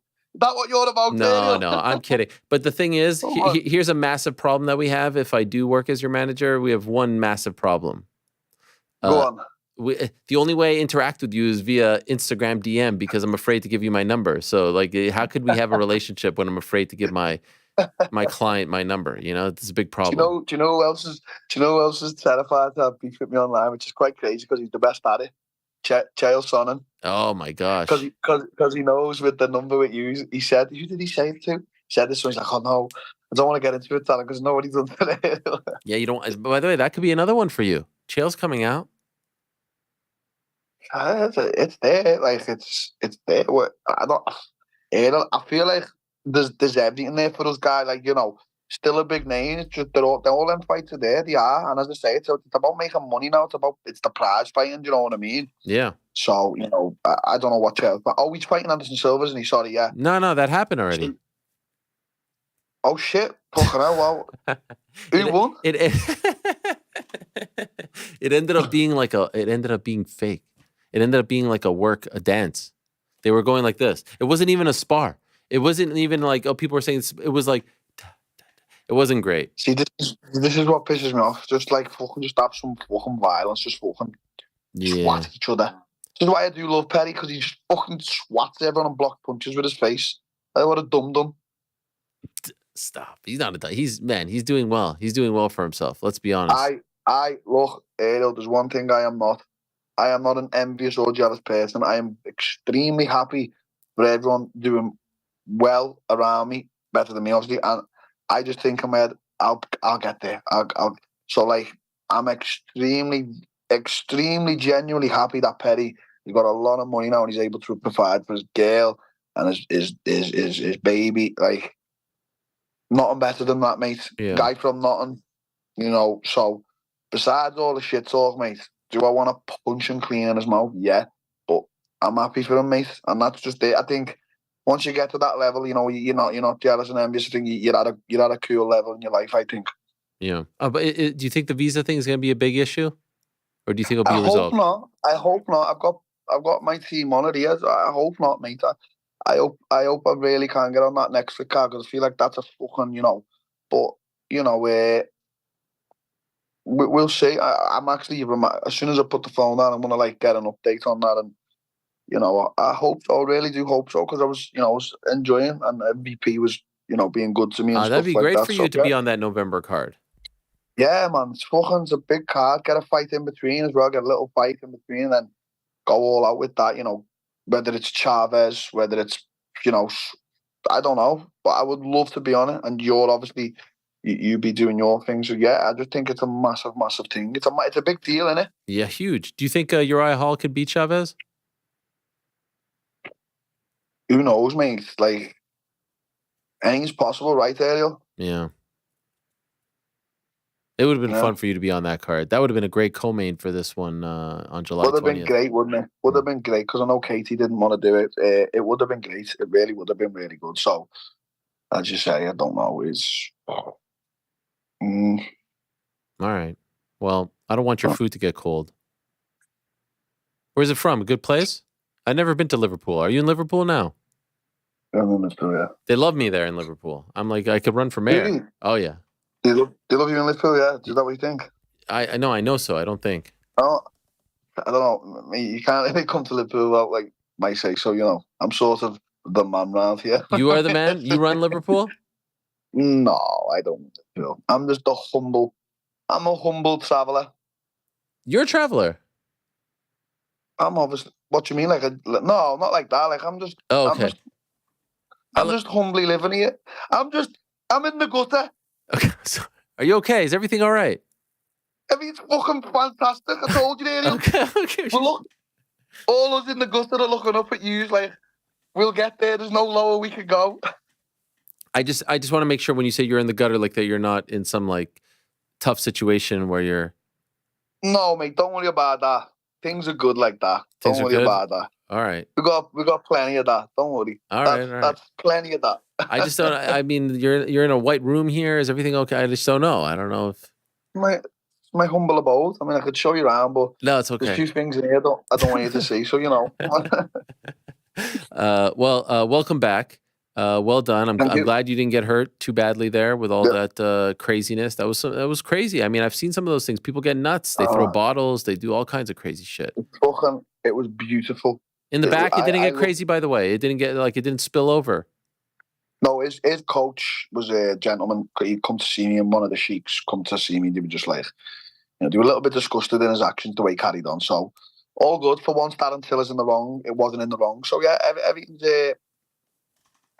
A-okay. Okay, good. Good luck getting that fight. If you need my help, Perry, KSI, Diaz, you know where to find me. All right, mate. Instagram DM. We still don't even follow each other on Instagram. We're still not quite there yet. I don't follow anyone, but you are that, like, see, I know what you wear. I've got you all pinned with me. I just don't follow you. You won't even follow me. That's so that's petty. No, that's petty. Listen, that's okay. Sort your shit out. All right. Thank you, Darren. Enjoy your dinner. Peace and love. Mate. There he is, the great Darren Till, joining us after his crazy weekend in the UAE. It ended in a fracas of sorts, but in the end, I guess he got the win. Did he get the win? Did he get the win officially? Because I looked on the website, on the MMA fighting website. Did it say he got the win? Let's see. I don't even know where to get the results for this. Maybe Tapology. Yeah, I think I saw TKO victory for him. Even though he said he got hit in the back of the head. Yeah. I could be wrong, but I think that's what I saw. Oh, they said injury. Yeah, there it is. Oh, okay. I thought they ended. So undefeated in boxing, Darren Till. Hell yeah. Yeah, 3-0 amateur. That was his first fight. Wow, crazy. That was his first fight since the DDP fight in December of 2022. Did you see that video of DDP? Like he did like some skit outside. Did you see that video? Yeah. Yeah, the guy talking shit to him in the car. Have you ever seen Back to the Future? Really? Yeah, I hate to say that I haven't. I have not. Yeah, I got a lot of flack for the Rocky films. I feel like I'm about to get a lot more flack for this. Back to the Future, I mean, legit one of my favorite movies of all time. All three. Yeah, people love it. People love it. Rick, you've seen Back to the Future, right?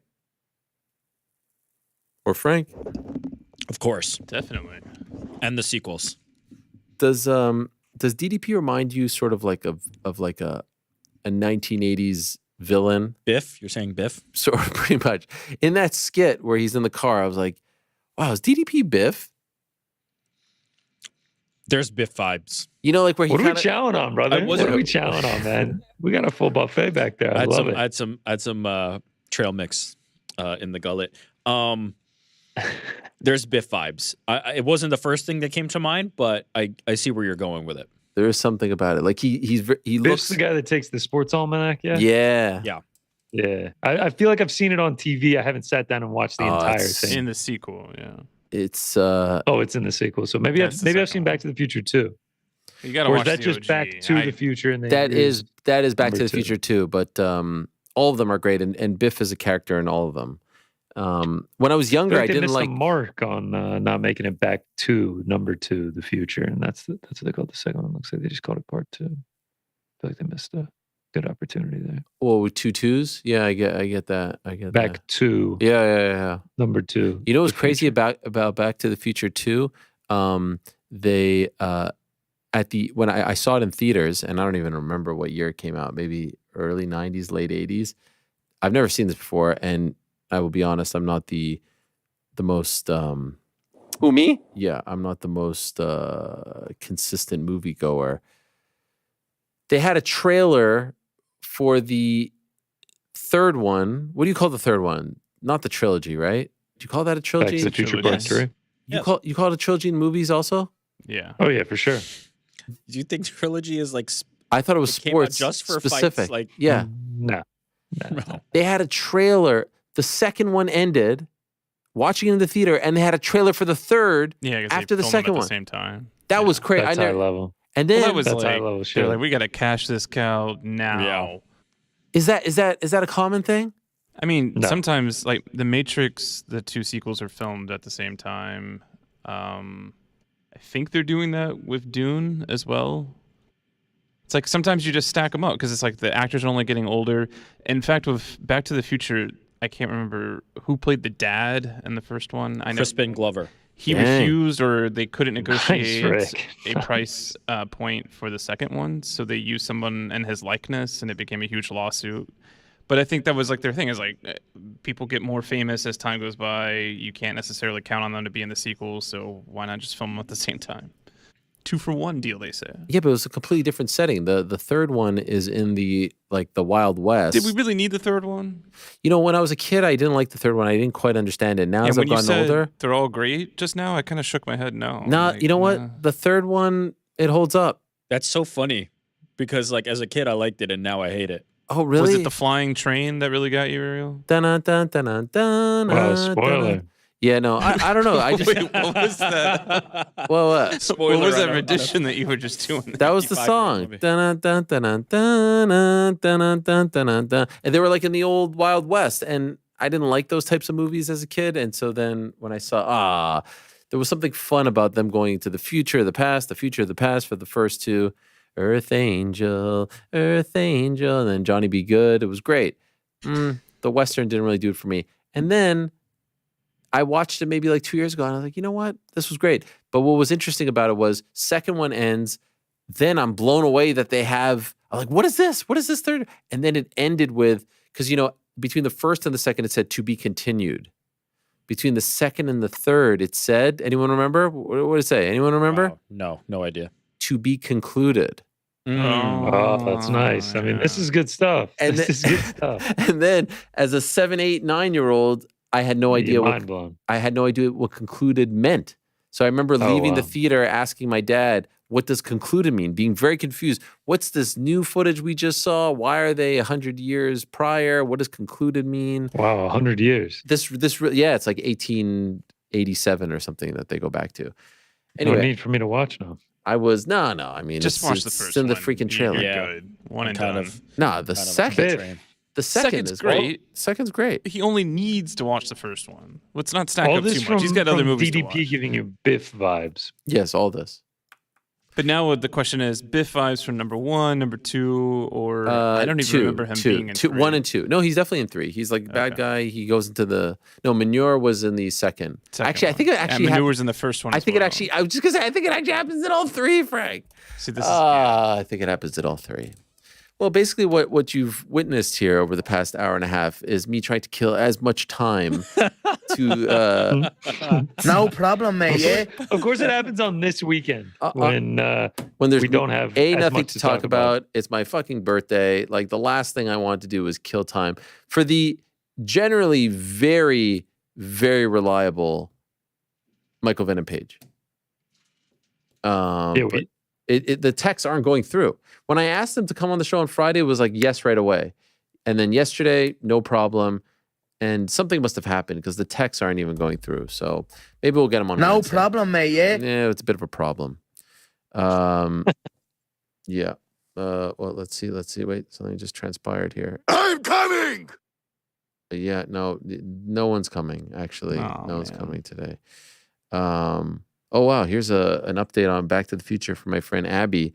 Michael J. Fox found out he had Alzheimer's during 2, so they made them back to back. Parkinson's. Wow. Parkinson's. Abby, so close. Man, Abby say it was Parkinson's.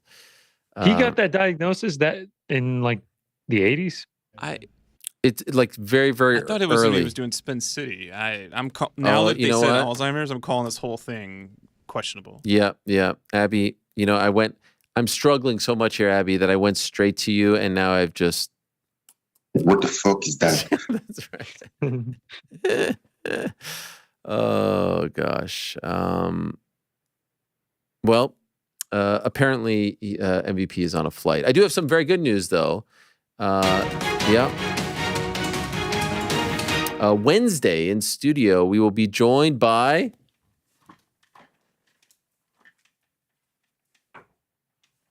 this guy. You got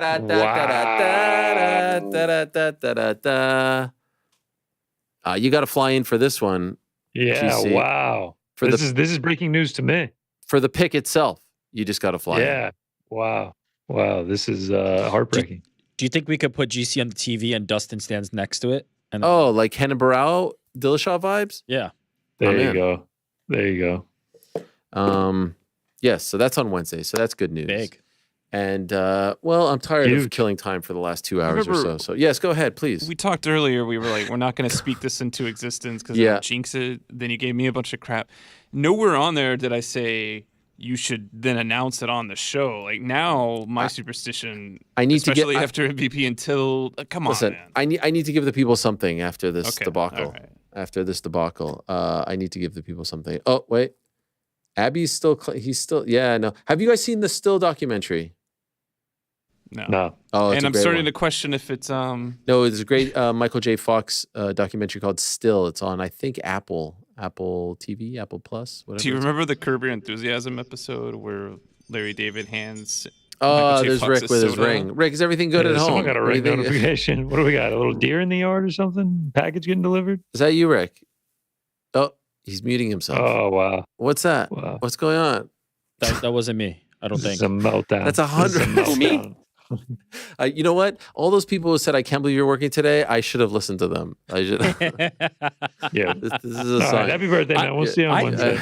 I don't know. I'm biased, but I feel like this is the best episode of the MMA Hour ever. We touched on so many topics. We gave everybody so much to enjoy. 5 years. 5 years ago, we had Masvidal with the syrup. We had Askren. Now we've had me killing time for 2 hours. Darren Till talking about God knows what and no MVP. His admittance that he is at in the gutter rock bottom was killing me. I was dying laughing. Oh my god! The 30% thing, and he was like, "I'm at rock and bottom." The gutter is as good as the rip top. The floors out. I don't think he's in the gutter. I don't think he's in the gutter. He's living life, man. He's getting pasta delivered. It's a good day to be Darren Till. By the way, Rick, people are saying that that was your ring. Is it your ring? The notification? I don't think so. Whatever. Who, me? Oh, maybe it was. Actually. You're the only one, by the way. You're the only person I've ever met in life that keeps his ring thing. You can have we make a rule in the control room. My 67-year-old parents. It's possible. Wait. So you don't want the notices? You have the cameras, but you don't want to I don't know? need constant. If someone sits down for like a 1 hour lunch with you, they will hear that sound 45 times. But so what is the point of the cameras if not for the alert? If not for you to know? At 3 o'clock in the afternoon, you don't have to alert everyone that you just got an Amazon package.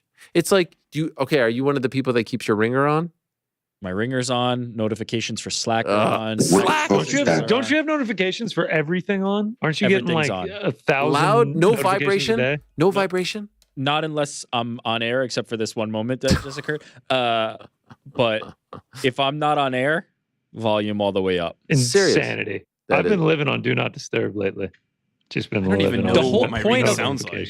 The whole point of this thing is so that you are to be alerted to the things that you have the notifications for. If you're constantly on vibrate, you might as well just not have notifications at all. Just don't Yeah. don't have a phone. Don't need it. Very rarely. How do you guys feel about the people who have the flashlight it's crazy. turn on? When they get that's the worst. That's the worst. Yeah. You're the worst. You actually should. Your phone should be revoked from you. If you when you get a text and the thing goes. Yeah, like you're sitting at dinner with somebody and it lights up the whole table. I feel like you're on the verge. You should put it on alarm. You should put the alarm ringtone, like the nuclear, and the flashlight goes off, and then go out into a public space and just start getting a bunch of texts. I don't even know how to put my phone on vibrate. It's been on silent for like 3-4 years. You just ask Siri. Yeah, what's the point of that? Explain it. I don't want to be That's actually bothered. more impressive that you've been on silent that long and still reply to text still gets within to seconds quickly because it's just in your hand. It's just in your hand when we get there. I can't. This is too much. Now we're exposing too much. I can't. He has a heads-up display in his eyes. I have Google. Have we ever checked the screen time on you? It's a mess. It's a mess. But I'm working on it. All right. I can't imagine what it's at. What do you think it's at? Aaron. 10.5 hours a day. I was thinking 12. Man, it fluctuates, but we're working on it. What's the worst? Wow. What's the worst? 15? What are we talking here? Nah. The worst is in the 12 range. Okay. Man. That makes sense. Listen. You work on your phone. Yeah. That makes sense. What do you have to say? Well, what did you want to say, GC? Go ahead. I wasn't going to say anything. Get it out. It's I already said it. It's a lot. It's a shit ton of hours, man. Be looking at your phone. It's a lot of hours. It is. Well, I'm sitting here staring at it. I mean, like the last 2 hours it's been on, waiting for the text back, you know? Yeah. No, I feel you, man. Anyway, thank you very much to everyone. Sorry, no MVP, but he's good for it. He's been on a gazillion times. Something must have happened. Maybe we'll get him on Wednesday. Do people not like when you have them on back to back, or is that okay? I don't know. Well, supposedly. Sounds like an interview question. When you promote them back to back. Like, hey, do you like to be on my show back to back? Yeah. Oh, here it is. Jedi just tweeted it. 5 years ago today, Masvidal on the syrup. It's a great moment. He was eating